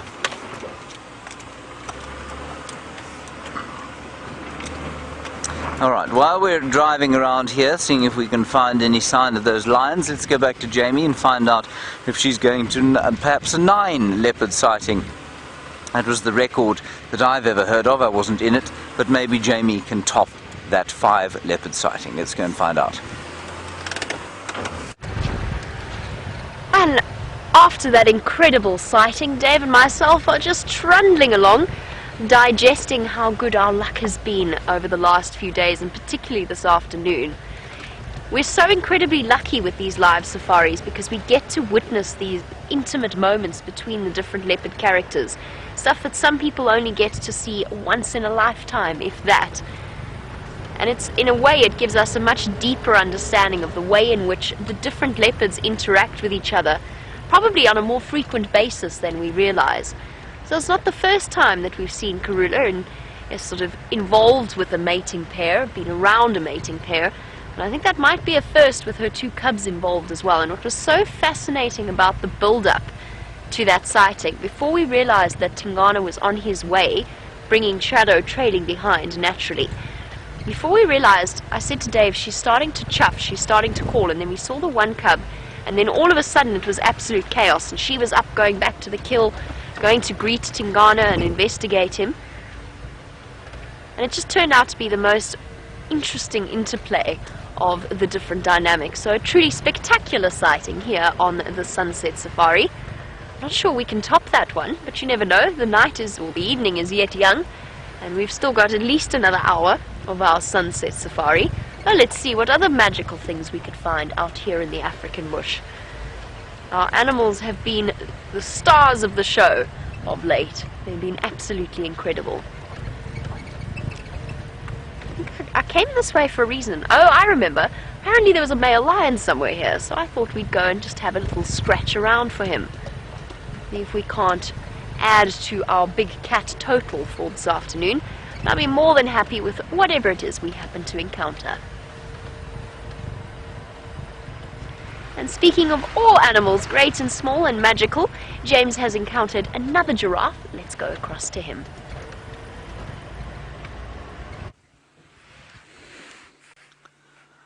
There is a giraffe, everybody. Obviously. Now, what's interesting about this giraffe, and it's going to be difficult to see for you because of the way the light is distributed, but he is very, very dark. And the question is oft asked of us, is a giraffe's darkness an indication of his age? And you know, a lot of the time it really isn't. A lot of the time it's simply an indicator of a giraffe with slightly darker hair. And this chap's just got quite dark hair. I think he's younger than the one we saw earlier.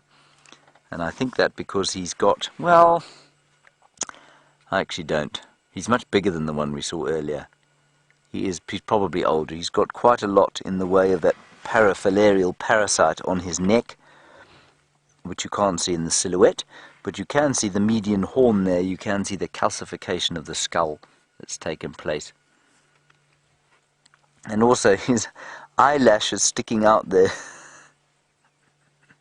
That's quite cool. Well done, Jandre. You've captured his eyelashes beautifully. You know, I learned the other day, everybody, a completely useless fact that will not help you or me, but I'm going to give it to you anyway. Elizabeth Taylor had a very rare condition where she had eyelashes on the top and the bottom, which apparently is very unusual. I know we've all got very sort of small ones on the bottom, but she had basically a double top and bottom. It's a rare genetic condition, and that's why her eyes looked so, well, so interesting. I don't really remember Elizabeth Taylor too well, but I thought I would share that utterly useless fact with you on account of the fact that it's the only eyelash fact that I'm aware of. Rusty is now revving horribly. Let's let her clutch go.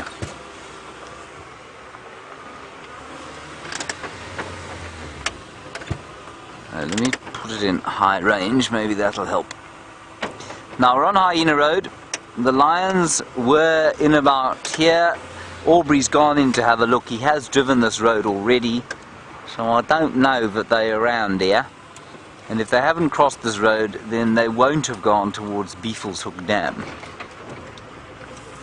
And we don't have too long left before the sunset, in which case we won't keep looking for the cubs. But what I think we're going to do is drive around on Hyena Road. If there's nothing here, I'm going to actually put my nose into the drainage line and see if we can't drive up there.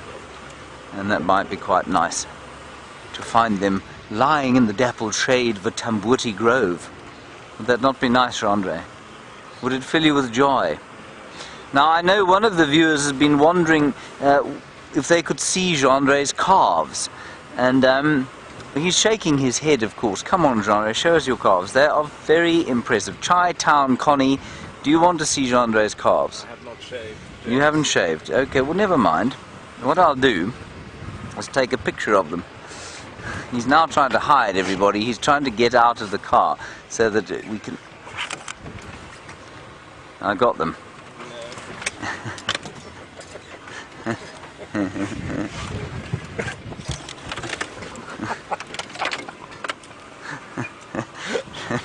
There goes my lens cap. Hold on 1 second.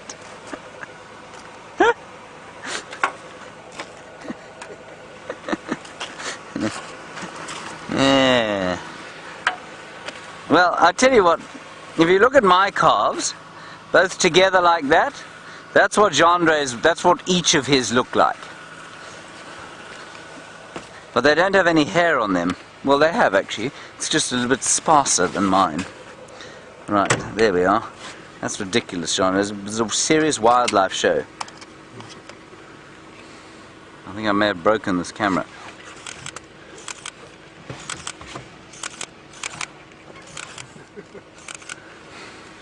Hello, Daniel and Virginia. You say, while Jandre was on leave, did he see Graham's camera work in Kenya? He did, and he was very complimentary about it, weren't you, Jandre? You said it was the best you'd ever seen. Yes.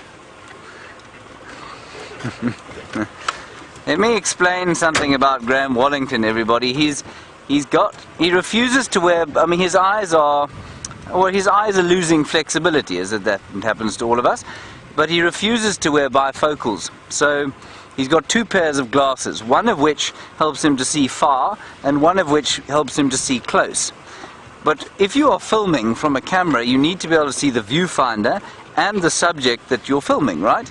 So he was basically, it's impossible to see, for him to see, because he won't wear bifocal glasses, it's impossible for him to see what he's filming at if he wants to see the viewfinder in focus, and likewise if he wants to see the viewfinder in focus, he cannot see what he's actually filming.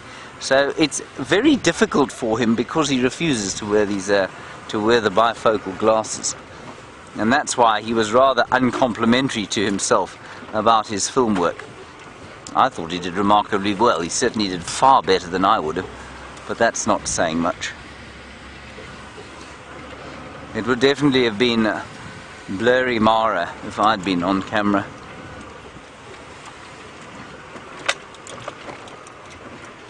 Alright, let's go across to Jimmy. She's in the Mlwamati drainage. I will try and take some pictures of Jeandre's legs.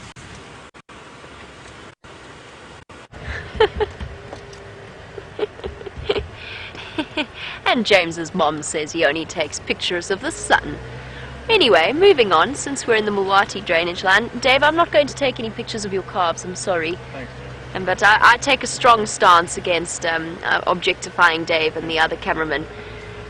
But as we trundle along the Mulwati, I've just spoken to Ephraim, who tells me that where he left the male lion this morning, there are lots and lots and lots of elephant tracks, and that it's most likely that they chased him somewhere into this vicinity. Now, that's what we're looking for at the moment. Either way, I think that the Djuma Dam Pan is going to be a very good place to start heading towards as it starts to get dark, because there's a chance the Nkuhumas are going to come for a drink, there's a chance that the male lion is going to come across for a drink, and who knows what other things might decide to come and quench their thirst. And either way, driving through the Mulwati is a truly scenic route that we can just sit back and enjoy. And in fact, I don't even have to really drive the car, it kind of drives itself. It really is the most relaxing way to go about one's afternoon safari, the equivalent of a river cruise, looking up at the beautiful Tambwerti, perhaps looking up to see a lion. I say hopefully, whoops, I say you don't need to drive. The odd hand on the steering wheel would be a good idea. Truly picturesque and atmospheric. And hopefully with a male lion somewhere along the road. What? Very mild.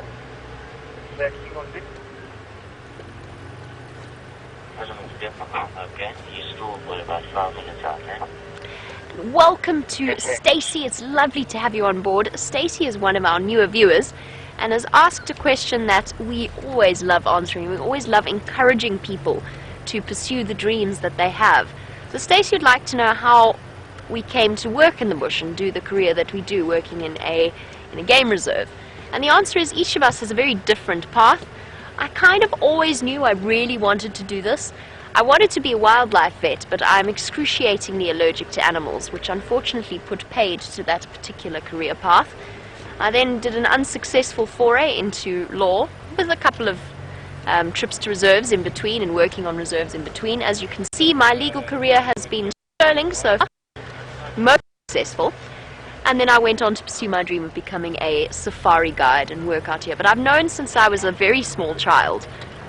It feels like as long as I can remember. It's probably not that long. But one of my earliest memories is watching a lion walk past the car in the Kruger National Park. Now, we've got all kinds of wonderful stories. I mean, Brent has the most unique probably in terms of backgrounds, in that he essentially grew up on a game reserve from when he was a very, very small child. And James has had a different path. But it is something worth pursuing. There's lots of different routes, there's lots of different ways, and there's lots of different reasons to do it.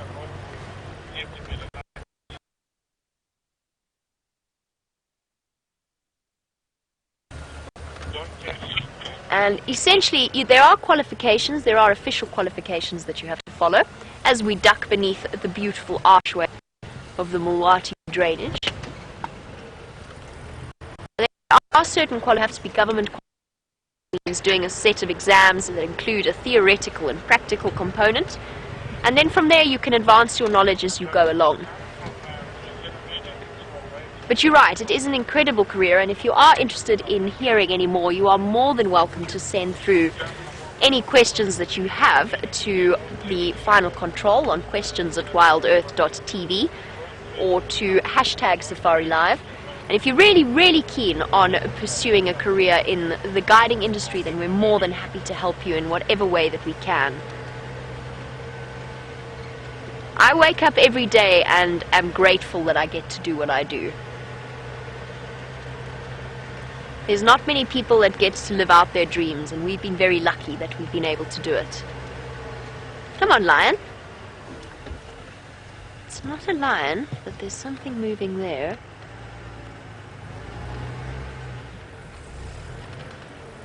I'm sure of it. It is a monkey. Huh. And it's just gone away into that... goodness. Hurry, let me see if I can try and find him again for you. I feel like I haven't seen vervet monkeys yet since I've come back from leave. You got him. Bravo, Dave. Well done. You've definitely got him. That's definitely a monkey. John, do you know that Rod I think he's trying to work out if it's been spotted or not. Where's the rest of your buddies, little one? Oh, there we go. Little face peeking out on the side on the right. There's two of them there in shot. Can you spot the second one? There it is, shifting around. Oh, bounce, bounce, bounce. Have we gone up into the leadwood?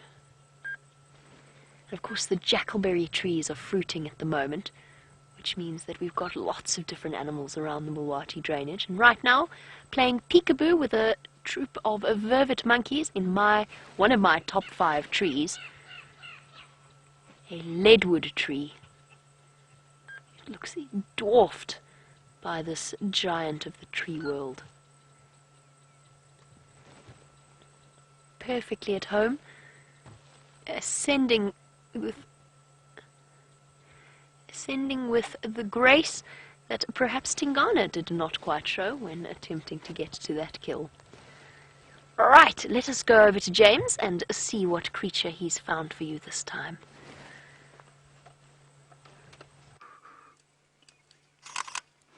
We have found, everybody, a buffalo. Again. Very nice buffalo there, grazing, obviously, that's what they do. And we're not too far from the setting sun. I don't mean that physically, we're obviously very far from the setting sun. Some 8 million kilometers, I believe, in fact even more than that. But it's just quite nice watching the dust rising off their feet, and that dust, of course, a sign of the dry season. This is the best light to view buffalo in, everybody. I just find that they are slightly sort of, I don't know, dull in the middle of the day, but when it comes to now and they're kicking up dust and the light is shining through their fur, I think they're quite attractive. In the most bovine way, I suppose.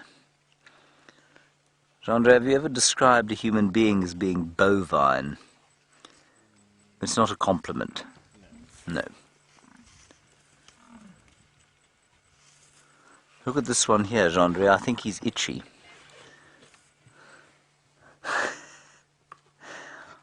I think he's got an itch he rather needs to scratch.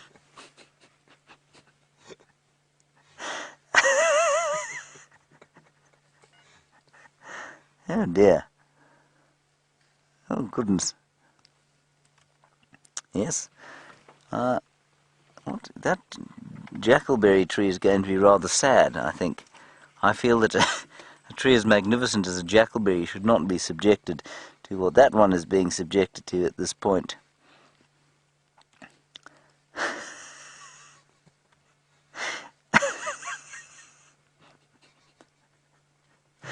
He knows we're laughing at him. Stop laughing.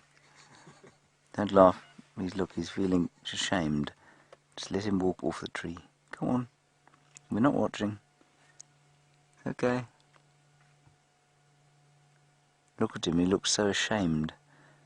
It's okay, Beefy. That's how it is for you. You don't have opposable hands. You don't have hands. You don't have claws. You have jackalberry trees. He looks absolutely bereft. Let's take the camera off him, Jean-Ray. I think he's very nervous now. Okay, we're going to carry on around the corner. I'm going to leave these buffalo, and I want to drive up the drainage with you and just see if we can't find those lions before the sun goes down. We're not far from there. I don't know if we're going to be able to do it, but let's see. Yeah, well, this is a very good point from you. Hello, my friend. Yes, you're very close by. Yes, I'm sorely tempted to slap you on the bottom, but I'm not going to. Don't worry. He is now within touching distance. Yes, we'll leave you to it, as you were. Liz, very good point. You say you wonder if there won't be another buffalo kill in this vicinity tonight. It's easily possible. Remember, there was a male with them. There's another male not too far behind. 5 lionesses.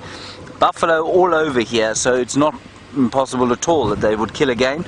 The only thing is, will they be prepared to put the effort in? I'm not so sure. There's some impalas just crossing the road. So if they've had a whole big buffalo to eat, would they go for it again? If their blood got up and they got close enough, yes, then maybe. But I'm not sure how much movement there's going to be this evening.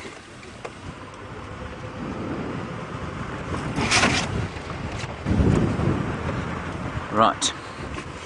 We are now going down towards the slope, and we'll head in and see what we can see. We really have had the most amazing day here, haven't we? Cats all over the place. Lions, leopards everywhere. Now, I'm going to drive in here. Probably, actually, not quite from here. So we're going to drive up this drainage. We're going to go a little bit further along to where that big jackalberry is, and we're going to drive up from there. Basically, where we saw Tingana come out of the drainage yesterday, we're going to go up the way from there. The light is now just too special. Now would be a good time to take a picture of your calves, Jean-Andre, because the light is very beautiful. The aerial is, I'm afraid, having a relax. I don't think it's supposed to be pointing at the ground.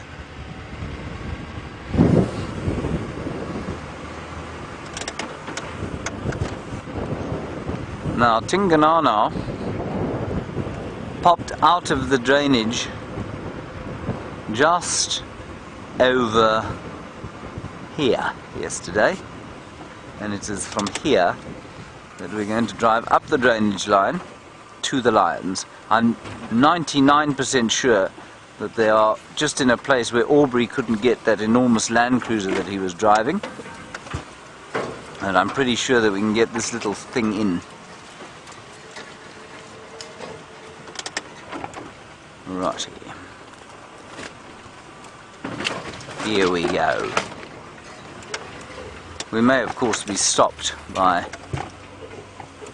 the sort of difficulties of moving through very bush-infested area. This is the peninsula that Brian and I lodged ourselves on yesterday. So the lions are not far from here, just a couple hundred meters, I imagine, 300 or so feet. And we're not going to get through that area, that way.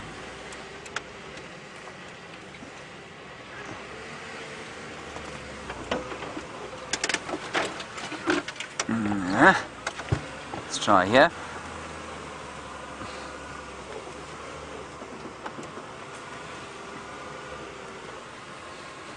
Hello, Lauren.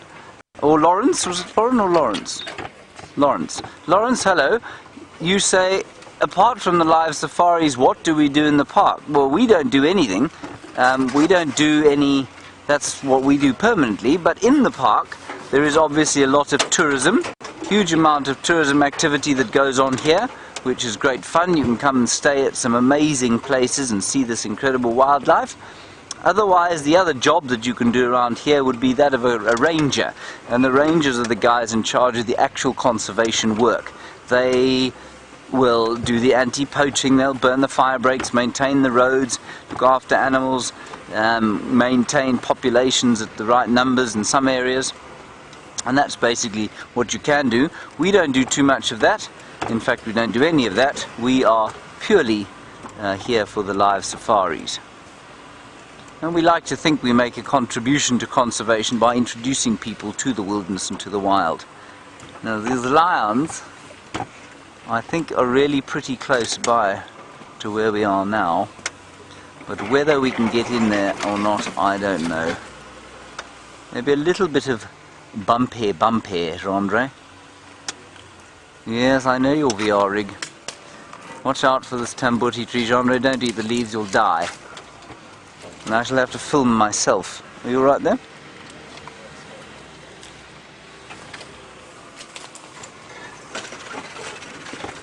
And we all know that we don't want me filming myself, Gendre.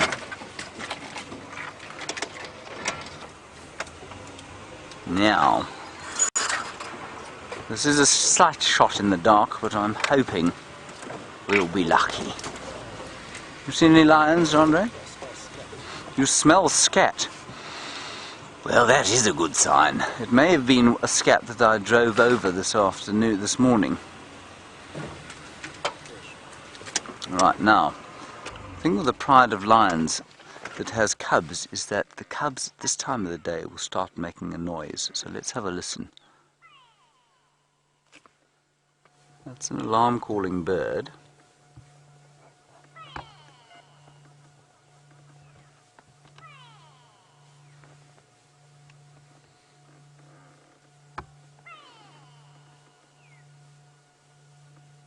We're listening for that. Wow, wow, wow, wow, wow.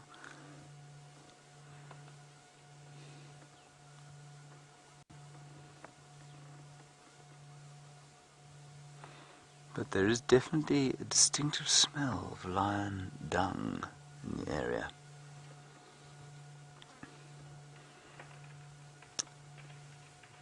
And the sounds of elephants breaking things. Now, I'm not convinced that we can go forward here and make it up. Let's try. Gendre, we will have to watch your head on this thing.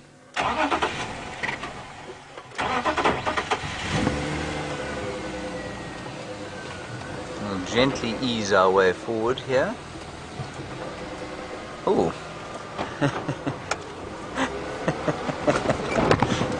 The lions are not here, everybody, and you know why I know that?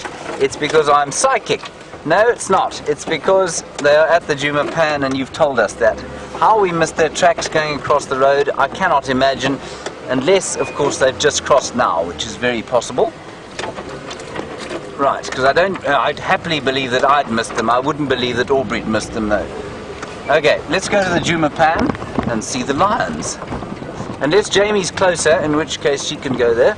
But I think we are closer, actually. We'll just pop out here. Hold on, Gendre.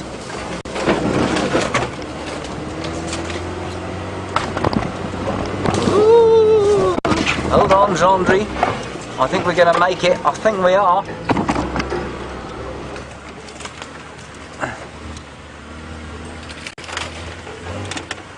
I'm just going to call it in on the radio, just in case some of the game drives who are looking for them are closer by.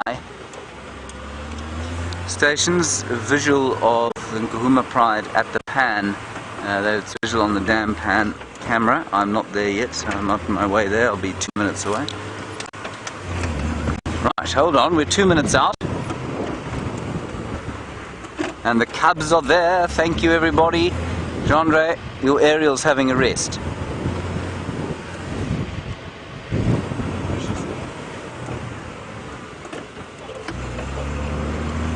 Come on, come on, come on.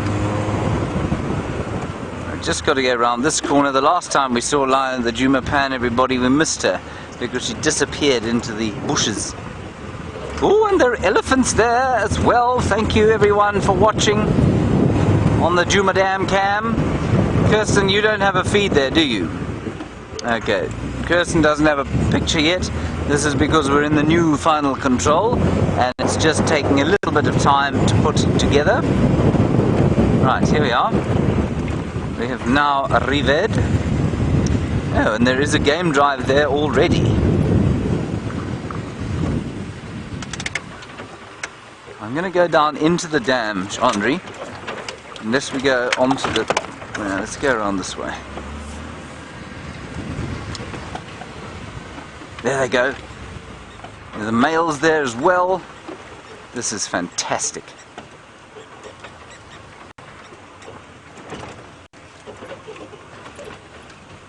Look at all the elephants. This is amazing. Look there, all the lions on the right hand side, elephants off to the front. It's unbelievable.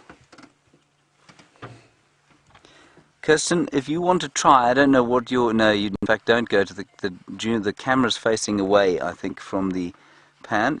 More elephants coming up towards the pan. And you don't, so you can't actually cut it. Okay, I've got you. I've lost my game drive radio now. Where on earth is it? There it is. Oh look, little cubs. Look at them all.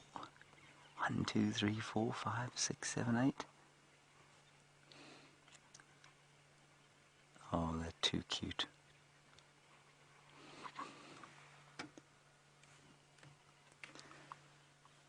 Stations, I'm not sure if anyone copied, but the Nkuhuma Pride is now mobile slowly east from the dam. There's a very large herd of elephants in the water now. And the one big male who I think is courting Amber Eyes. Why wouldn't she? But he's not courting that lioness because she is unquestionably still nursing. You can see that from here. He's got a bit of a limp. Not unusual for a male lion or leopard to have a bit of a limp. And they've clearly been drinking. You can see them sniffing. And the reason they've moved away from the water, everybody, I'm 99% sure, is because of these elephants. You can see lots of them there now. They've totally covered the pan. They know the lions are there, but the lions will not take a chance. Andre? Consumption. Now let's see what happens here. It wouldn't be unusual. Look at this. They're chasing the lions now. See how they're moving the cubs away? The lions. Here come the elephants. Shouting. The lions have taken fright. Oh, and look. This is our favourite elephant, everybody. That's the half-trunk herd. She doesn't book any nonsense, that elephant. She's one of our favourite characters for our new viewers. You can hear the little cubs, maybe they're just objecting there.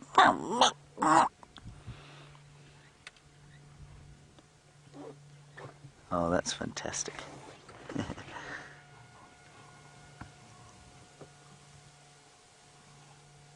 Look at them disappearing through the bush there.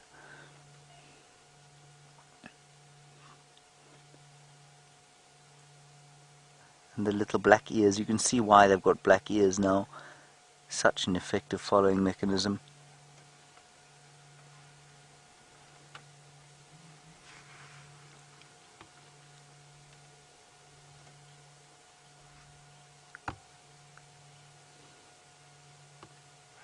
And I don't know if you can hear, but the elephants are all talking to each other.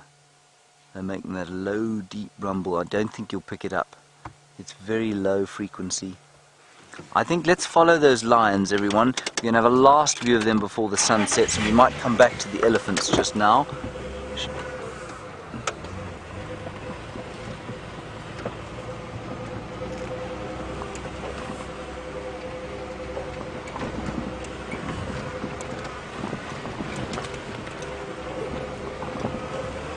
Have we knocked a game drive aerial off?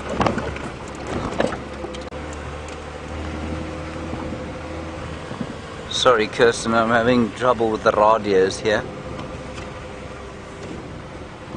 Here we go. I think that they are... Yes, we got you now. They're the little cubs. And the mum is over there. We're going to go just towards the cubs. I think they're going to go back towards where that kill is. I don't know that they're going to go all the way there, but I think they'll go towards it and perhaps spend the night in the drainage line area where we were. Look at them all. I'm not going to follow them through that thick block, everyone, so let's just enjoy them now.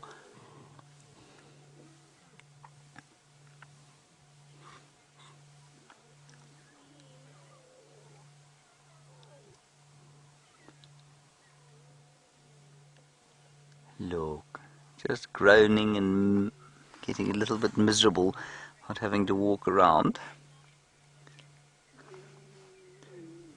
Jen Ward, you say an exciting drive for both James and Jamie. Absolutely, just incredible stuff. We've had an unbelievable day. We really have.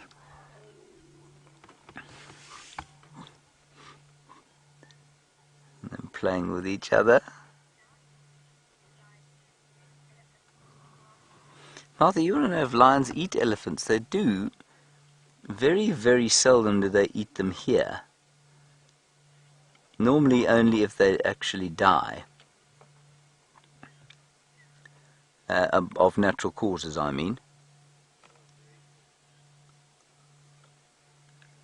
But in Botswana and in the drought season and during those sorts of times, then absolutely they do.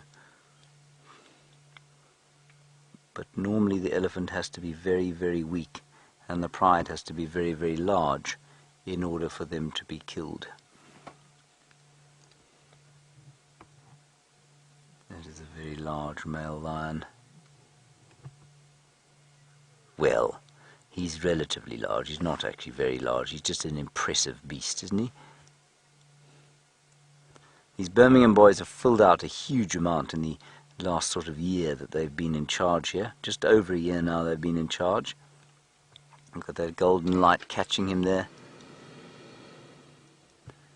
And I'm not going to follow them through there, everybody. The sun is setting, the cubs are going back, and it's very thick in there. Stations, these animals have moved, the pride has moved off east into the block towards the Gari cut line. I'm not going to follow them through the block, it's very thick.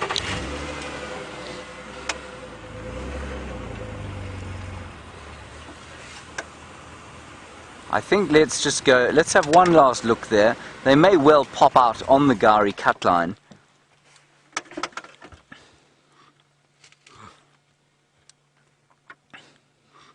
There we go.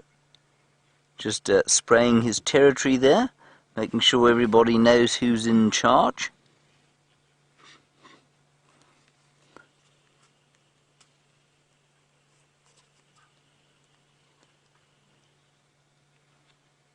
Let's just have a listen. You can hear him sneezing. You can hear them contact calling. The odd whining noise from the little cubs as they walk. And then of course the alarm call of the white-browed scrub robin going. Right, let's go and have a look at the elephants, I think. They're starting to move off now. Andre, this car is not sounding good. Oh. Hello, Fox Hat. You say elephants, lions, cubs, elephants, gold. I already said elephants. Golden light doesn't get much better. It certainly doesn't. It's just stunning. And they'll still smell those lions, you know.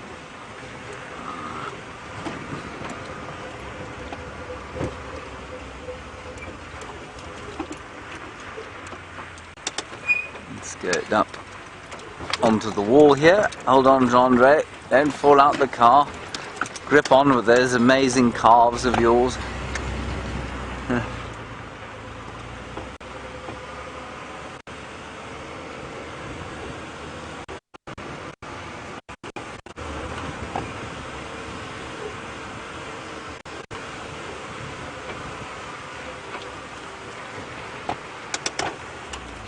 There we are. Last station, best approach, just pop up Gari cut line. I'm pretty sure they're going to pop out there in the next 3 minutes or so.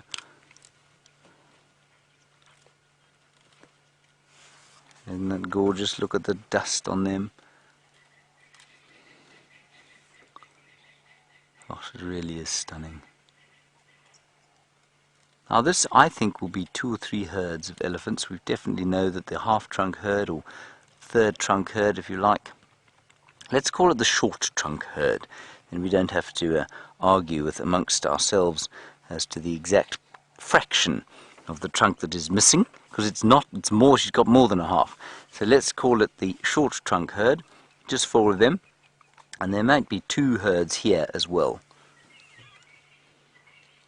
congregating in the water and then splitting up again.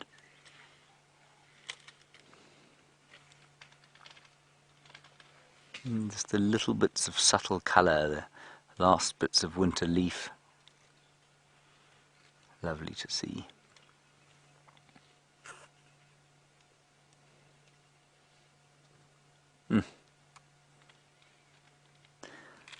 Gendre, do you see that animal over there?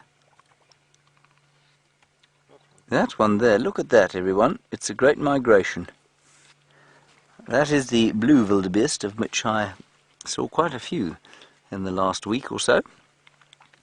And the difference being, for those of you watching our little Mara broadcast, this chap has got a black beard and not a white one.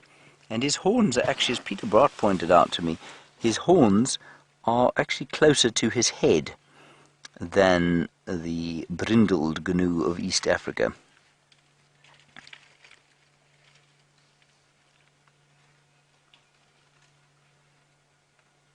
Very nice. 1.5 million of those things knocking about in East Africa. Let's just go around the corner here. We'll get a last look at these elephants.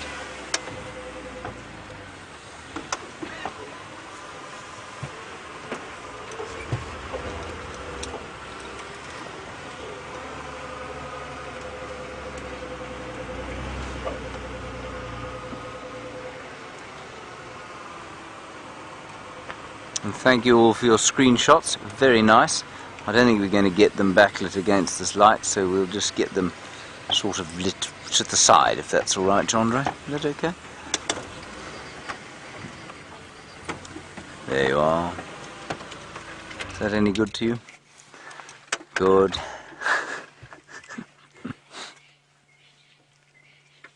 And here you'll see the herd split out.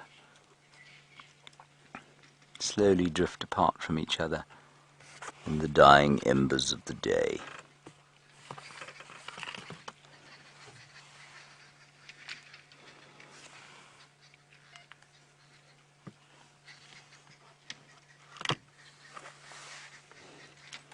You can see many of these trees have already been savaged by elephants at various times.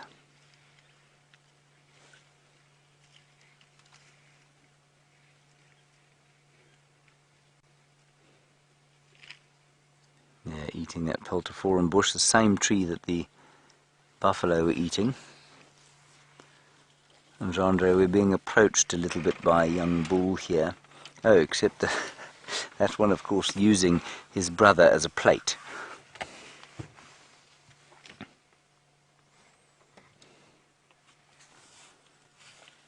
Very nice.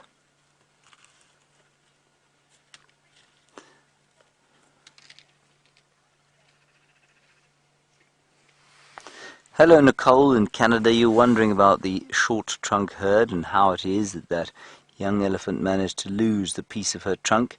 Nicole, it's most likely, I hate to say it, because of a snare. It's quite possible that it was a poacher's snare. Huge amount of poverty and hungriness on the western fringes of the Kruger Park, and lots of people, well, not lots, there are a few people that set snares for the pot to try and catch something like an impala to eat. And sometimes elephants get caught up in that sort of activity, and their trunks get caught in the snares, and eventually they fall off. And I suspect that's what happened there. It's possible that it was a crocodile when she was very young, but it's most likely, I think, that it was a snare.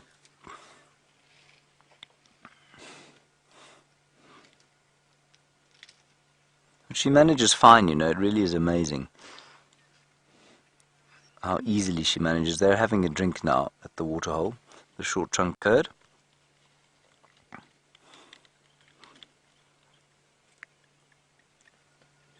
And this chap just trying out his newfound coordination with his trunk. That's not a wrinkly bottom, is it?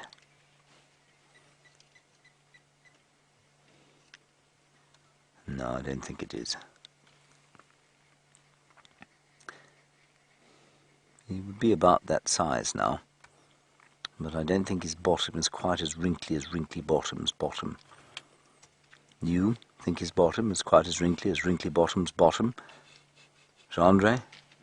No, I don't either.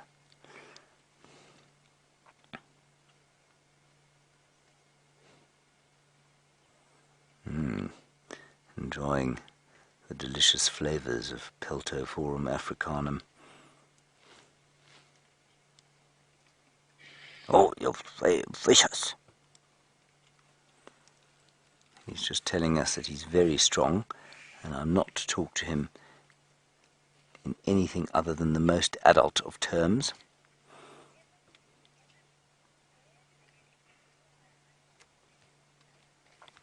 Hello, Kevin. You want to know where the elephants get the water? Well, I'll take you down to it now. There's a little water hole here that's pumped, and so we're actually driving along a pipeline here, and it's pumped from a well or borehole down to the south, not too far from where the leopard is actually, and it's pumped towards here. Let's just stop here and let them go past us. I don't want to make them upset. You can see covered in mud. And apparently, if you have got a feed of the nest cam going, you're going to get an unbelievable picture of those elephants walking all around it. The nest cam is actually in the waterhole.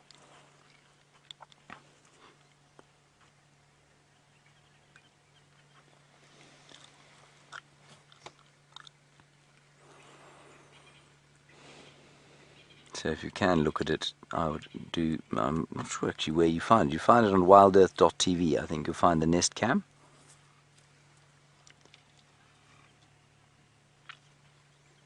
That's the one following Mum.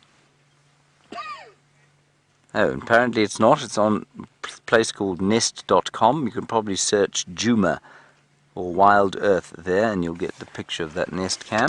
I should know that. I'm sorry I don't. Jean-Louis, let's just go up to the waterhole here quickly for our last bit of light. And Kathy, you say you'd love to see Benjamin Button. For those of you who don't know what we're talking about, Benjamin Button, an elephant that looks like he's got very old before his age, and in a similar way, Wrinkly Bottom has a very wrinkly bottom. Both about the same age. Benjamin's probably a bit younger. I too would like to see them. I'm just going to pull off the road here slightly so that you can see the elephants and the wildebeest drinking together, and I'm also going to ask Jean-Andre to show you where the nest cam is. There is the nest cam. You can see it, just that little bobble hanging below the... Oh, I knew he was going to do that. He's just stepped in front of it. So if you're watching the nest cam now, you'll get an incredible view of that elephant. There, you can see it. There it is.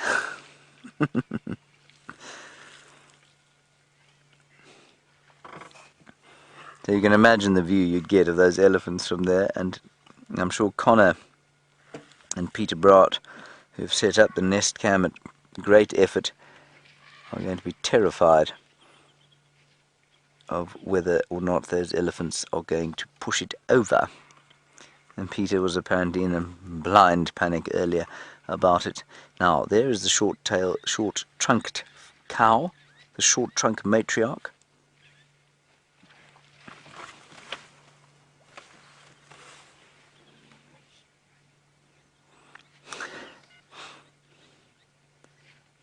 You can see lots of mud there that she's now sucking off her trunk.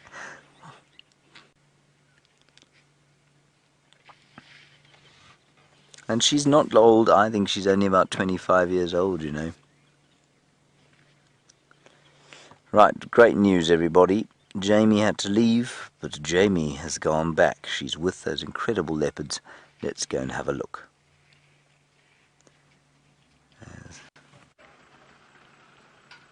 We've got an extraordinary sighting playing out once again in front of us.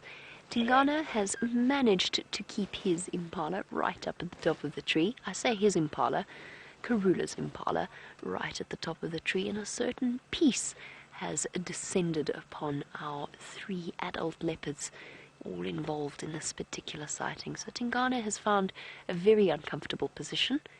Shadow is at the base of the tree, looking restless and upset and unsettled. There she is there, lying down, stretched out. She's been up and down and up and down and up and down.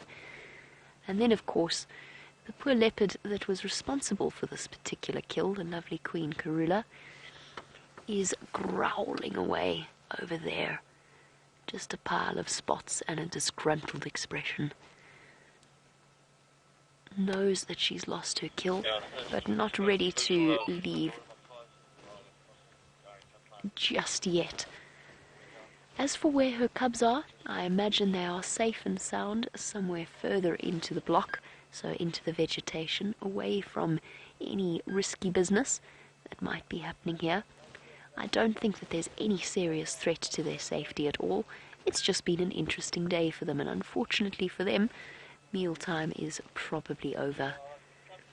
I think that the smell of the carcass was what attracted Tingana, and in turn, he brought Shadow with him. Tingana's making me chuckle a little bit. He's so determined to keep that kill to himself that he's gonna stay in the tree. Even though he's eaten plenty, so he's gonna stay in the tree, but he really, really is not comfortable one little bit. He is dangling. I don't even know how he can begin to sleep like that.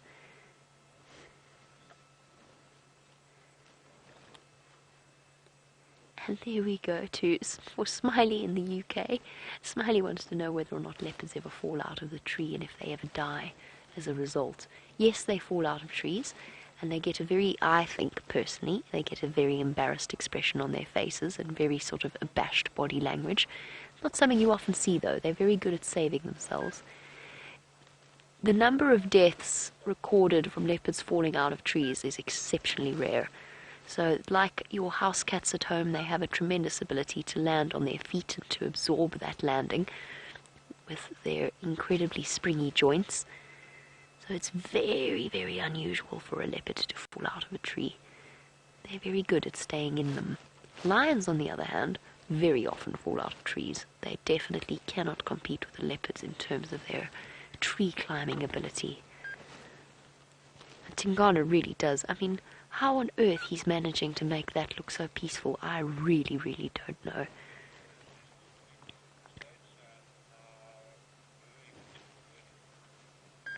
Sort of perching precariously. We kind of reached a stalemate after the excitement of the afternoon. None of the leopards are in any hurry to move. Tingana is going to guard that kill until he's finished. I mean, he's basically finished it. There's hardly anything left from what I can see. Is that not comfortable at all, mister? I'm going to scoot forward a little bit so I can try and get you a better view. We are in a very precarious spot, but I just wanted to stop here so I could show you all 3 leopards. But let me go forward a little bit so you can see exactly how silly Tingana really looks. We're on a bit of an incline on a termite mound here.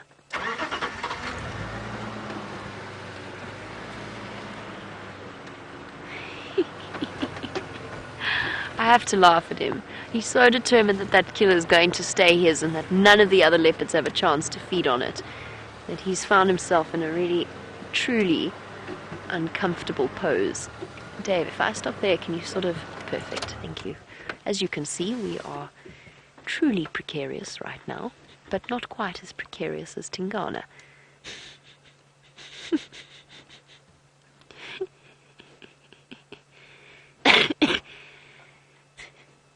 That is absolutely hilarious.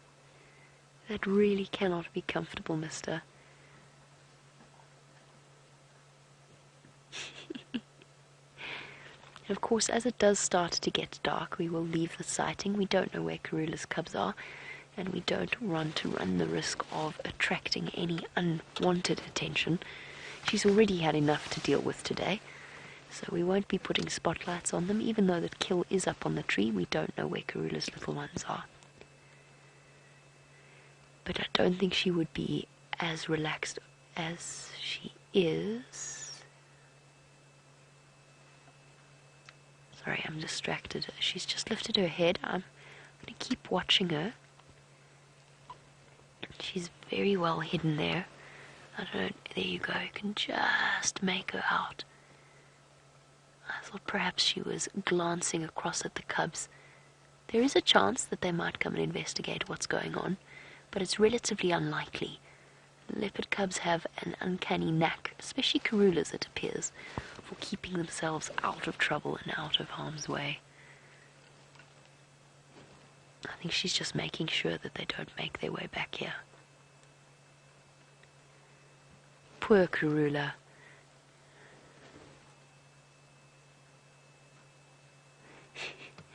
And Chris has said this has been the best soap opera that I've ever seen. Yes, absolutely, I couldn't have described it better myself. The days of our lives of our leopards, or something similar. Could have been a bit more creative there, but that was the first thing that popped into mind. You know, sands through the hourglass, or at least sands through the African savannah. But yes, a true soap opera has played out, with the victor being the big male leopard. Well, he's got the food at least. Perhaps not the comfort, but he's definitely got the food. A truly amazing way to spend one's afternoon. While we do one more shuffle around and just see if we've got any chance to improve our view, let's jump across to James, who has a hippo at Djuma Dam.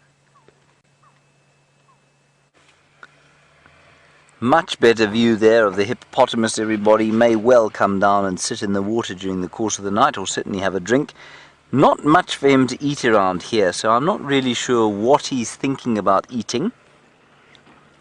But I just think that's a really lovely picture, don't you? It's just rather gorgeous. He's sitting there. It looks like he's resting his nose on the ground. I think he's having a snooze with his nose on the ground there. Doesn't look too troubled by life, does he? Certainly much less so than those leopards. Gosh, what a day with them.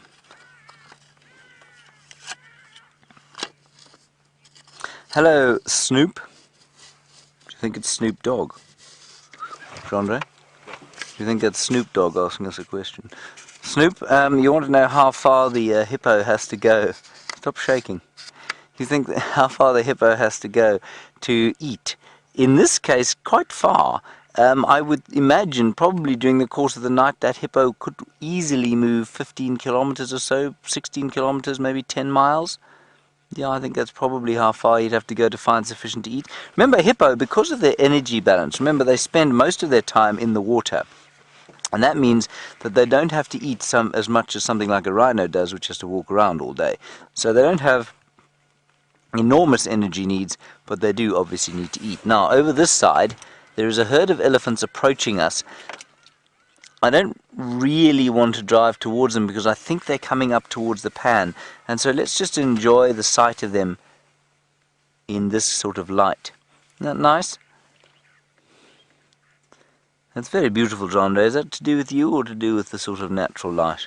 It's to do with you. Me, yes. You mean my radiance is so bright that it is shining upon them, casting them in a gorgeous light. Ooh, the back one there, can you see there, has got a collar on her. You see that bobble on the back of her head?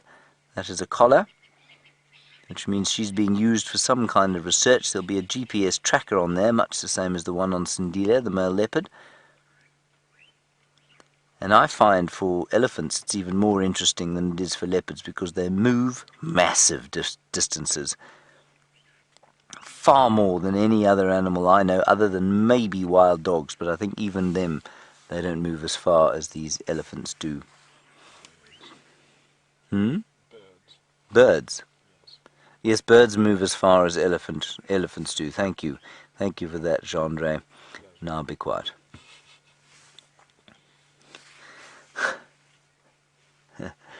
Smart ass.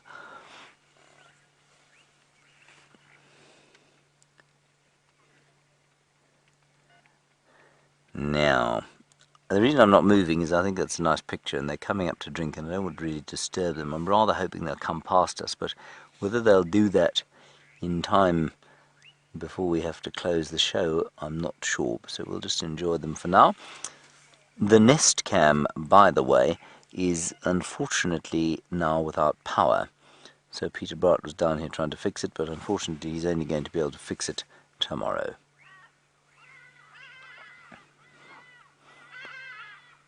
Them slowly ambling up here.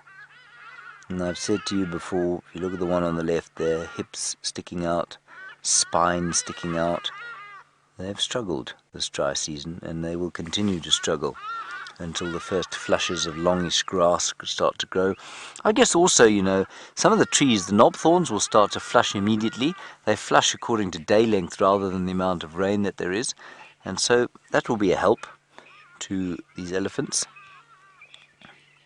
But they have struggled because they didn't have much grass last wet season. You can see that collar there. Looks like a necklace, doesn't it, Gendre? And now they're just having a little bit of a play. Alright, everybody, that's going to be it from us. Thank you, Gendre, and thank you everyone for watching. We're going to head it back across to Jamie for the last part of the show. She's looking at leopards and hyena. We'll see you in the morning. As if the soap opera couldn't get any more dramatic, look who has turned up to scout the scene. A hyena at the base of the marula tree and a shadow lying right in front of it, which we often see with leopards and hyenas. Leopards generally know that they're faster than the hyena, they're more agile, so Shadow's content to rest there as long as she knows the hyena's there, and the hyena most likely is more interested in, oh, there we go, those sorts of scraps than it is in attacking the leopard. But what an incredible way to finish off our sunset safari then with a second spotted creature. Two scavengers, one called Tingana and one a hyena. Look at the scene in front of you. Absolutely astounding.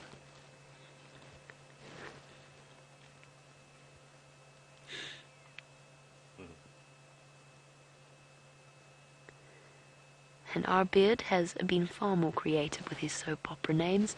Days of Our Drives. I've forgotten all the rest of them, but it was sheer genius. Well done, our beard.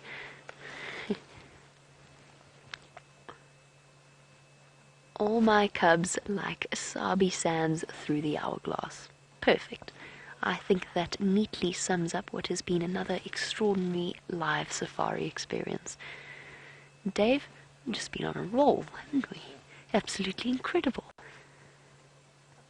And all along, the winner of this particular scenario rests, if not comfortably, then perhaps precariously, on his marula tree. It is now obviously very, very dark. We will be leaving the sighting as soon as we've finished off with our sunset safari. Wild dogs! There's wild dogs in this sighting. I don't believe this. Run, Shadow, run, Shadow, run!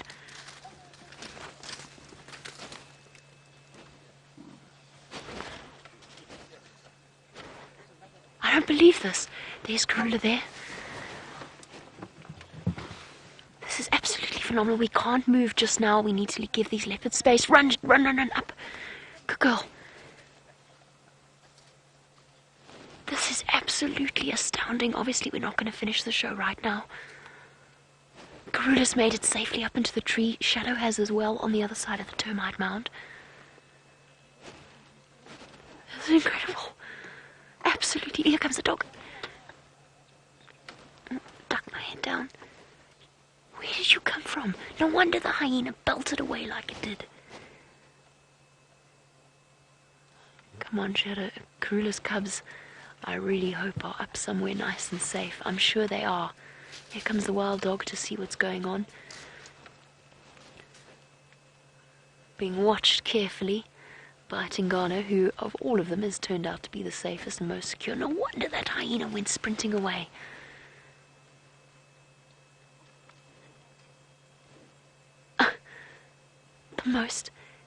The second most endangered carnivore in Africa just came belting onto the scene. Forget soap opera, this is on a whole different level. Disappearing off into the dark. Obviously we have extended the drive. Life's very tricky for Dave right now. There's too many things to look at. And we are on a very awkward sort of level. There go the dogs there.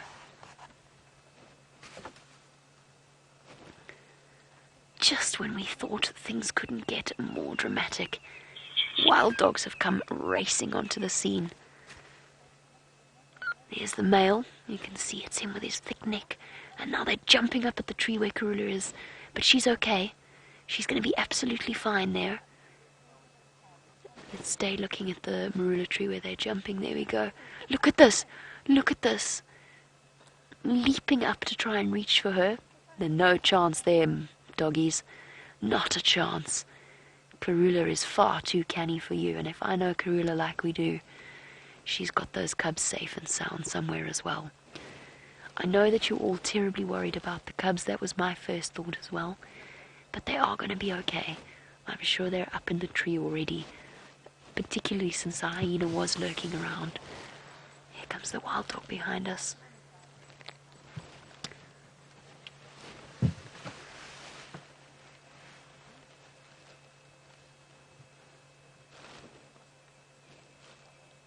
My goodness gracious me. One of the most extraordinary sightings. I'm speechless. Apparently you guys are all speechless. I'm speechless too.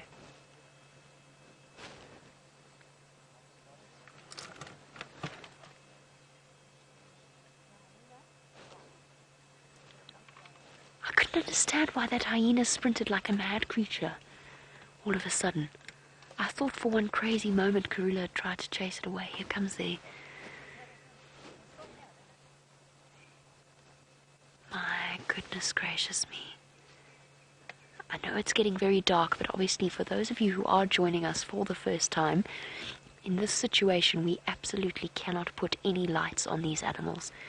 And in fact we're not going to move either until we've got a better idea of where all the players are. We're just going to sit here and let this moment sink in. I know you can just see a little bit. Unfortunately, it is getting too dark. This is as light as we can get everything. That was truly, truly astounding. James Richards wants to know how long until the lions show up. James, hopefully not at all. Especially with our endangered wild dogs and our leopards everywhere, but I get your drift. Why don't we throw in a cheetah for good measure and just complete the astounding afternoon?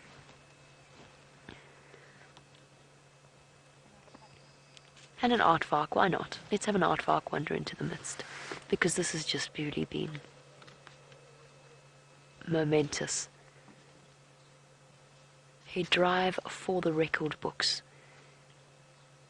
3 different types of predators, big predators, 5 leopards, 3 wild dogs, 1 hyena, all playing out in one spectacular sighting.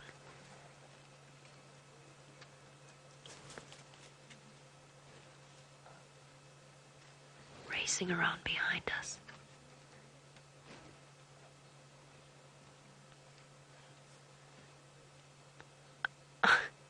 It's taken my breath away. And Sleepy One? Yes, what we're watching